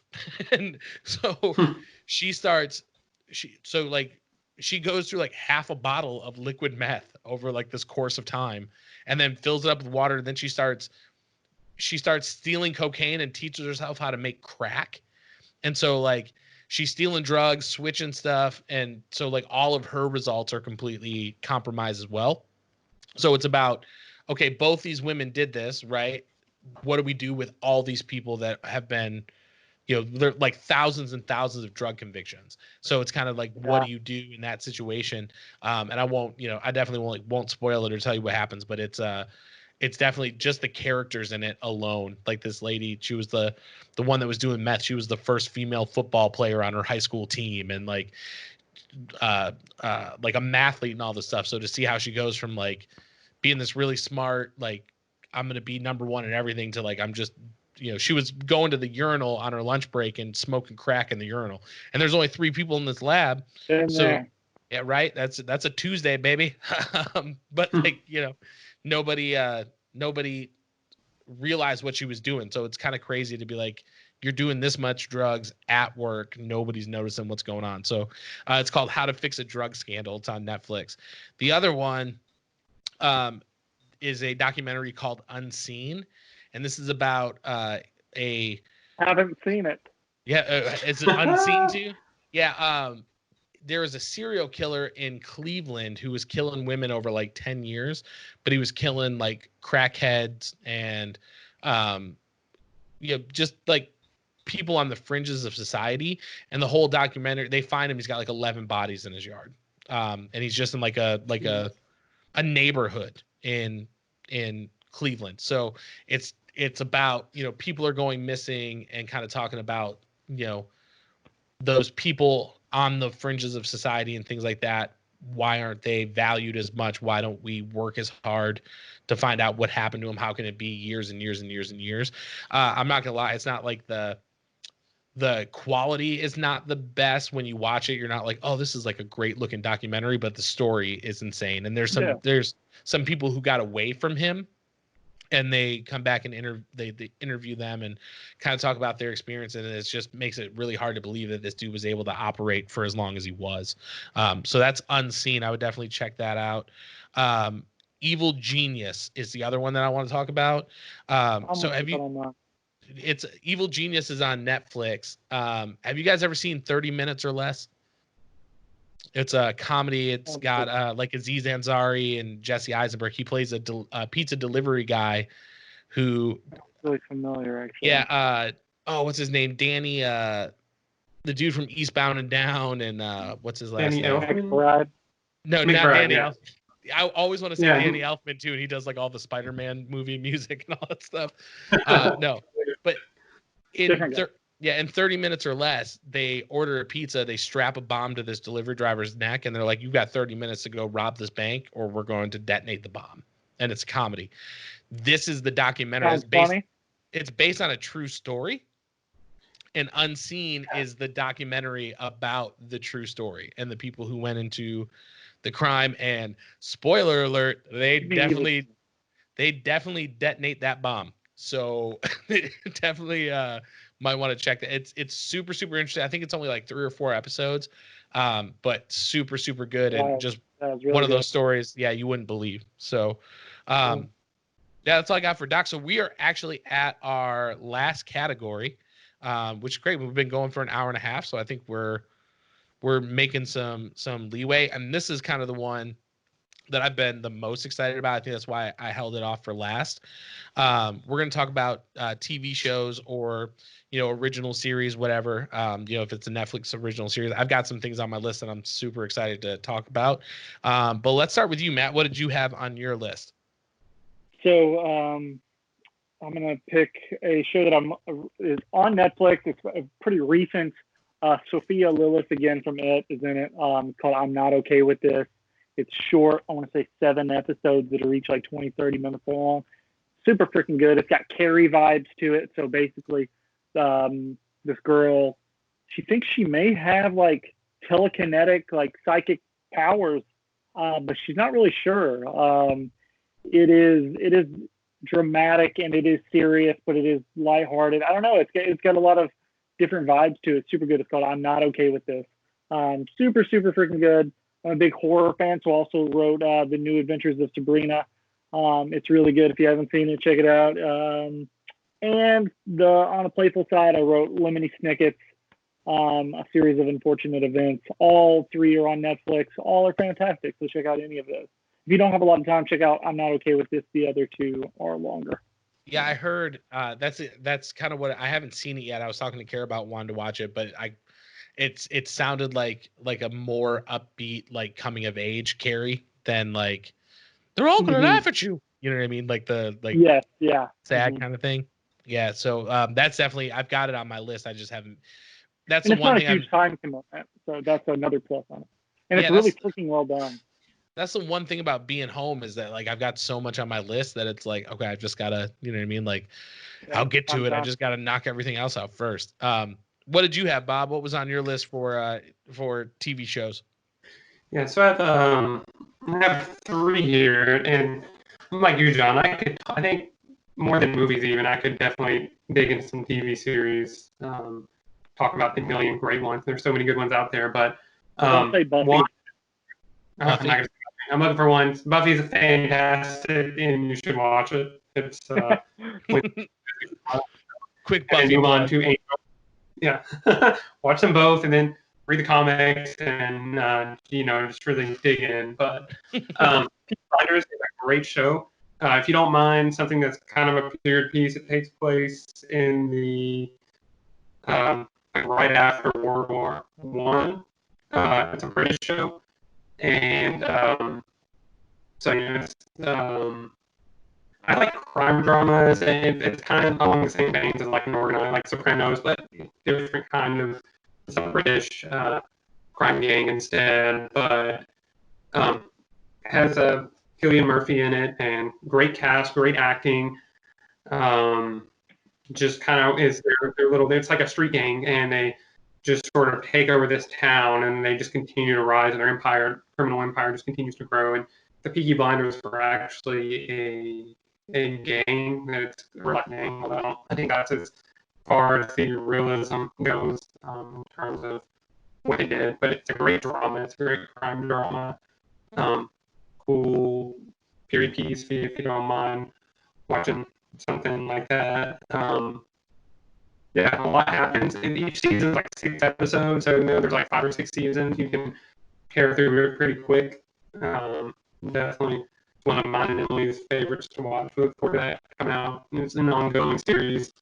Another one, and I've watched this before, and I just started rewatching this right before the all the, self-isolation or social distancing and stuff, things are becoming, self-isolation. We've talked about all these isolating movies too early on. But Mad Men is a fantastic drama. It's another, it's slow. So, like, it's one of those movies that, or TV series that now would be the perfect time to watch because you can just sort of settle back with it. And it's really cool because, you go through the 60s Manhattan, and it's just an awesome drama. Fantastic acting, kind of, I think, was one of those pioneer series that kind of started it, or kind of propelled that golden age of like really great TV dramas, and go through all these historical events. So it's kind of nice to reflect back on some other things that happened throughout the decades here. Yeah, and then some other great series. The one I'm watching, this is a comedy, and it's just lighthearted. It's fun. It's silly. I don't know if you guys have seen Schitt's Creek on Netflix. Yeah. But yeah, just it's funny. It's pleasant. So it's a nice, particularly because some of the other shows I've been watching, like Mad Men, are kind of somber and very serious and not always very pleasant. This one's it's just nice. It's a lighthearted Canadian comedy. Just a fun watch. So would recommend any of those three. And they're all three on Netflix. So Yeah, that one, Schitt's Creek has like just a great cat because you've got Eugene Levy's kid in that, and then what's her name? Catherine isn't Catherine Eugene O'Hara. Levy's in it too? Yeah, and Yeah, then Eugene Levy, Daniel Levy. it's a very like it's a Christopher Catherine O'Hara. Guest TV show. Yeah. Yeah, So, yeah, it's a lot of fun. Yeah, Eugene Levy, like for going back because he was on like SCTV way back in the day with like was it Martin? I want to say Martin Sheen, and that's not right. That's the West Wing dude. Another great show. Right. Yeah. Yeah. And I think Mad Men, Peaky Blinders, it kind of gives me like I've watched a couple episodes. It kind of gives me like a Gangs of New York kind of feel. Mm-hmm. Just because it's not set in the U.S. right? It's No, yeah, it's England. Yeah. Yeah. It kind of gave me that same kind of like period vibe. Period vibe. That's a weird. Hey girl, you want that period vibe? My bad. Yeah. No, but like a period. I think period piece would have been the better way to say that. Yeah, I think those are all good. Mad Men too is especially one of those ones you can kind of get lost in. And we've got what John Hamm and Elizabeth Moss is. I mean, there's just so many people in it. Is it fantastic cast? Wasn't Alison Brie in it too? She was in like I thought she was in Community and then that. Yeah, I listened to a podcast with her recently, and she was talking about how I think she was on Mad Men first, and then she got Community, and she was talking about she would film Community in the day, and then because she wasn't like a star on Mad Men, she would just kind of recurring guest star. So she would say like it would be lighthearted and like everybody's really silly and stuff on Community, and then she would literally leave there to go film her scenes from Mad Men because they were working with her there. So she would leave that studio, go over there to film Mad Men, and it's very serious, and everybody's like intense over there. So it's like this one just being good, filming Community, which is such a silly show, to a very serious, somber vibe. So yeah, it's got to be. I mean, I'm sure depending on what kind of energy you're carrying from one job to the other, that could be a little bit of a shift. You know what I mean? Like, I just got my ass slapped by Don Draper, and now I got to go in and muck it up with Ken Jeong. You know what I mean? So probably a little weird. Yeah, I think those are all good picks. So for me, first and foremost, if you know me at all, boom, The Office. Yeah. Listen, that show, and if anyone disagrees, I will argue with you. I won't even say argue. I will debate you. That show, perfect show. And I think it's one of those things. Kara told me the other day, she's like, you've been watching the show for like 7 years, and it's just like there's not new episodes. Yeah. Like we used to watch it when I lived in Michigan. She would come visit me in Michigan. I was like, you ever seen The Office? And we would sit down and we would watch it on repeat in my house all the time. It's still relevant. I mean, it's one of those shows. There's a podcast now, the Office Lady podcast, because I guess when it hit Netflix and everyone kind of rediscovered it, there's a whole new generation of kids, young adults, all sorts of people who didn't watch it when it was on, but have like rediscovered it. I just, again, I can't say enough good things about it. It is my all-time favorite. There's an episode called Threat Level Midnight where Michael Scott, played by Steve Carell, he writes a secret agent movie, and it opens up with a guy coming in to the office, and they're literally standing like 3 feet away from each other. He's like, I got a delivery for you. And he pulls out a gun and he starts shooting at him, and they're literally 3 feet away. And Steve Carell's just dodging the bullets, like dancing. And I put it on now, and Millie, whenever that scene comes on, she'll start dodging the bullets. Like she's definitely my kid. So I'm super, super excited. But I'm not going to spend too much time on it because I could talk about that show. Like, the guy who plays Daryl Philbin, why am I forgetting his name? Craig Robinson. There's a whole season where his voice sounds really funny, and I was like, what's going on? And you find out that he was on meth at that point and like got arrested for meth possession. So you're like, oh, that's why your voice sounds real gravelly, because like you were smoking meth and staying up all night. So I don't know. It's just, that's one of those shows I love to watch. I always catch new things. My thing right now is trying to find where people start to break. Idris Elba's been on it. Will Ferrell has been on it. Just tons and tons of guest stars. So check it out. It's the best. Don't tell me otherwise. The other one, have either one of you guys seen Dave yet on Hulu? No, but I love Little Dicky, so I need to. I love his music. So good and so honest. It is just like such an honest portrayal of his music's that way too. So I'm happy to hear. And so for folks who don't know, Lil Dicky is a rapper. His real name's Dave Bird. And he took all he's always wanted to be a rapper. He took all of his bar mitzvah money and made a hip hop music, like recorded a song and made a hip hop music video. And, he's got a prominent career now as a rapper. He's really, really funny. And the thing that I like about him is that not only is he super funny, but when he raps, he's actually super talented. Good. Like, yeah, so you can hold his style up to, anybody, and he holds it down. So this show is a fictionalized version of his life. His hype man in the show is actually his real hype man in real life. This dude Gegner is what they call him on the show. And then Andrew Santino, who's been in an episode of The Office, but he's a stand-up comedian. He plays his best friend, man. It's just, I don't know. I can't say enough good things about it. It's funny. Oh, dude, it is so good. Like, it's so genuine of someone who is obviously not from that world, but loves it so much and just wants that acceptance. You know what I mean? Like, he just wants Young Thug to be like, yeah, man, you're a rapper. Like, you're welcome, So I would definitely check that out. Have either one of you guys heard of Hunters yet on Amazon? No. Heard of it, but I don't know anything about it. Yeah, so Hunters takes place in the 70s. I watched this show in probably 2 days. I think there's like 10 episodes. Hunters takes place in the 70s, and it is about this group of older Jewish folks who survived the concentration camps. And they've put together like they call it like a super Jew hit squad. And what they're doing is they're finding Nazis that were transferred from Germany to the U.S.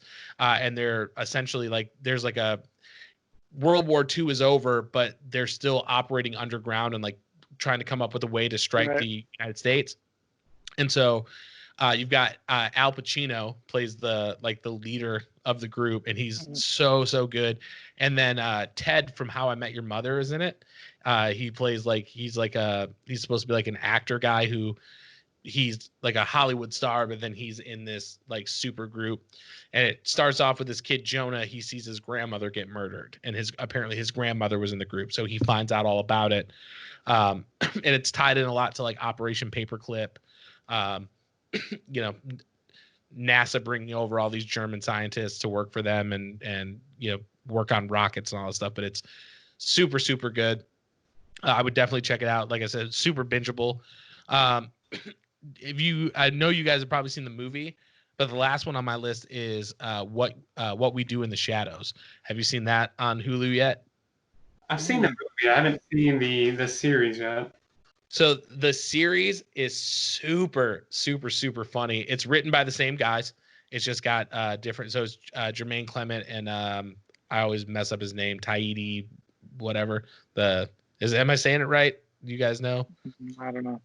But he's the guy who did like Thor Ragnarok, and he just did Jojo Rabbit. But they're set. It's the same concept. 3 vampires living in a home like they're familiar, but it's set in the United States and it's set in like modern times.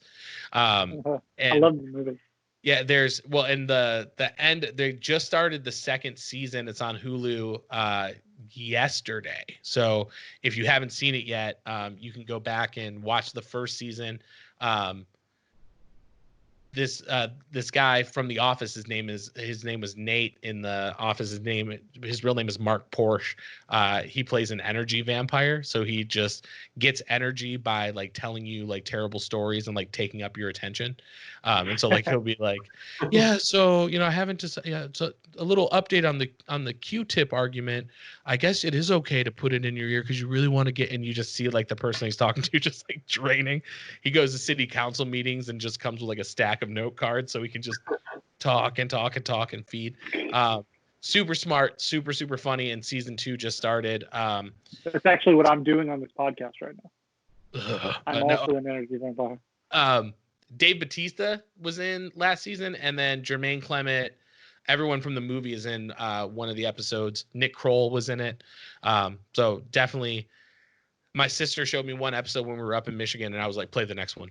I was just laughing so hard. So definitely, if you're a fan of the movie, or if you haven't seen the movie, I think it'll still translate, it'll still make you laugh. So I definitely check that out. But Cool. That's the last one I had on my list, guys. I mean, we made it through. We're coming up to the 2-hour mark. So I just want to say, not like you guys really have all that much going on, but I really appreciate you showing off your home offices and hanging out, and hopefully people listening, you've got some good picks and stuff like that, and maybe some things to add to your watch list.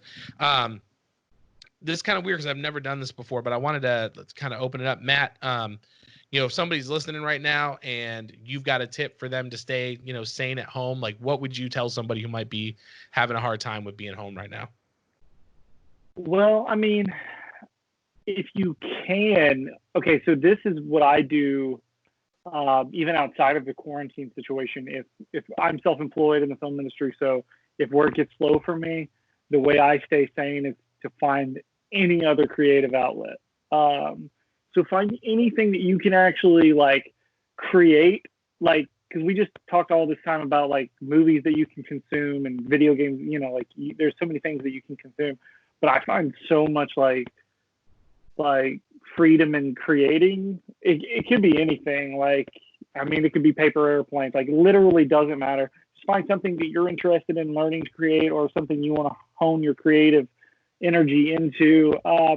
Find something to create, something that you can make, carpentry, anything that you can actually create yourself, and put some mental energy into. I don't know. I think it's huge. So keeps me from going crazy on the regular. That's awesome, man. No, I appreciate that. I mean, that's one of the reasons I want to get back into doing the podcast, and I've been playing a lot of guitar lately. I think that's a great tip, and especially if you have kids, like create something with the kids, man.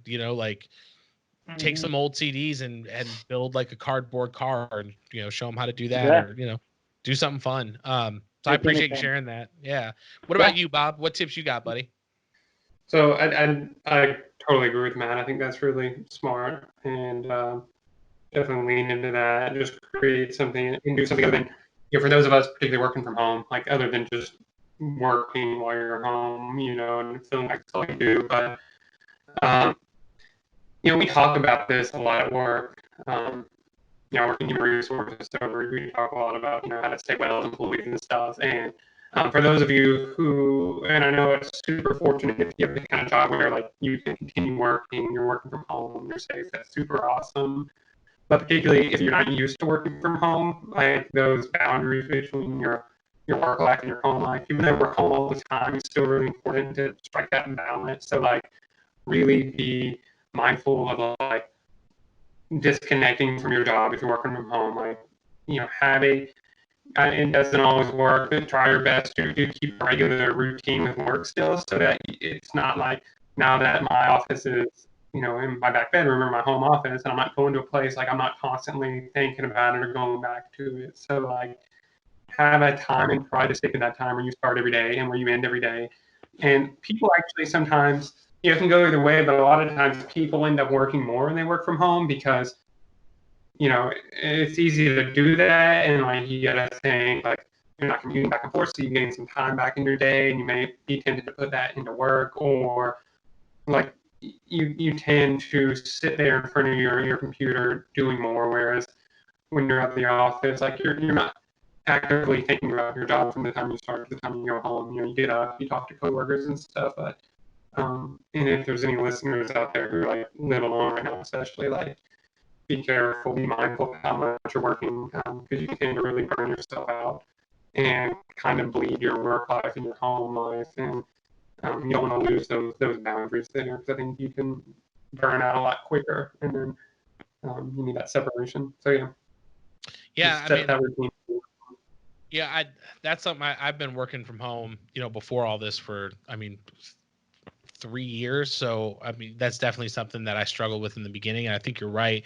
When your work, especially depending on what you do, if your salary and you're not, punching, even if it's a digital time clock, it's real easy to be like, oh, I'm just going to hop on here and knock this out, or let me work on this. And especially in my time in leadership, that was, a big thing. It was like, well, I'm going to stay, let me stay an hour late. Let me get in an hour early. And you definitely need to be able to disconnect and to, kind of make sure that you can separate that. So I think that's a really good call out.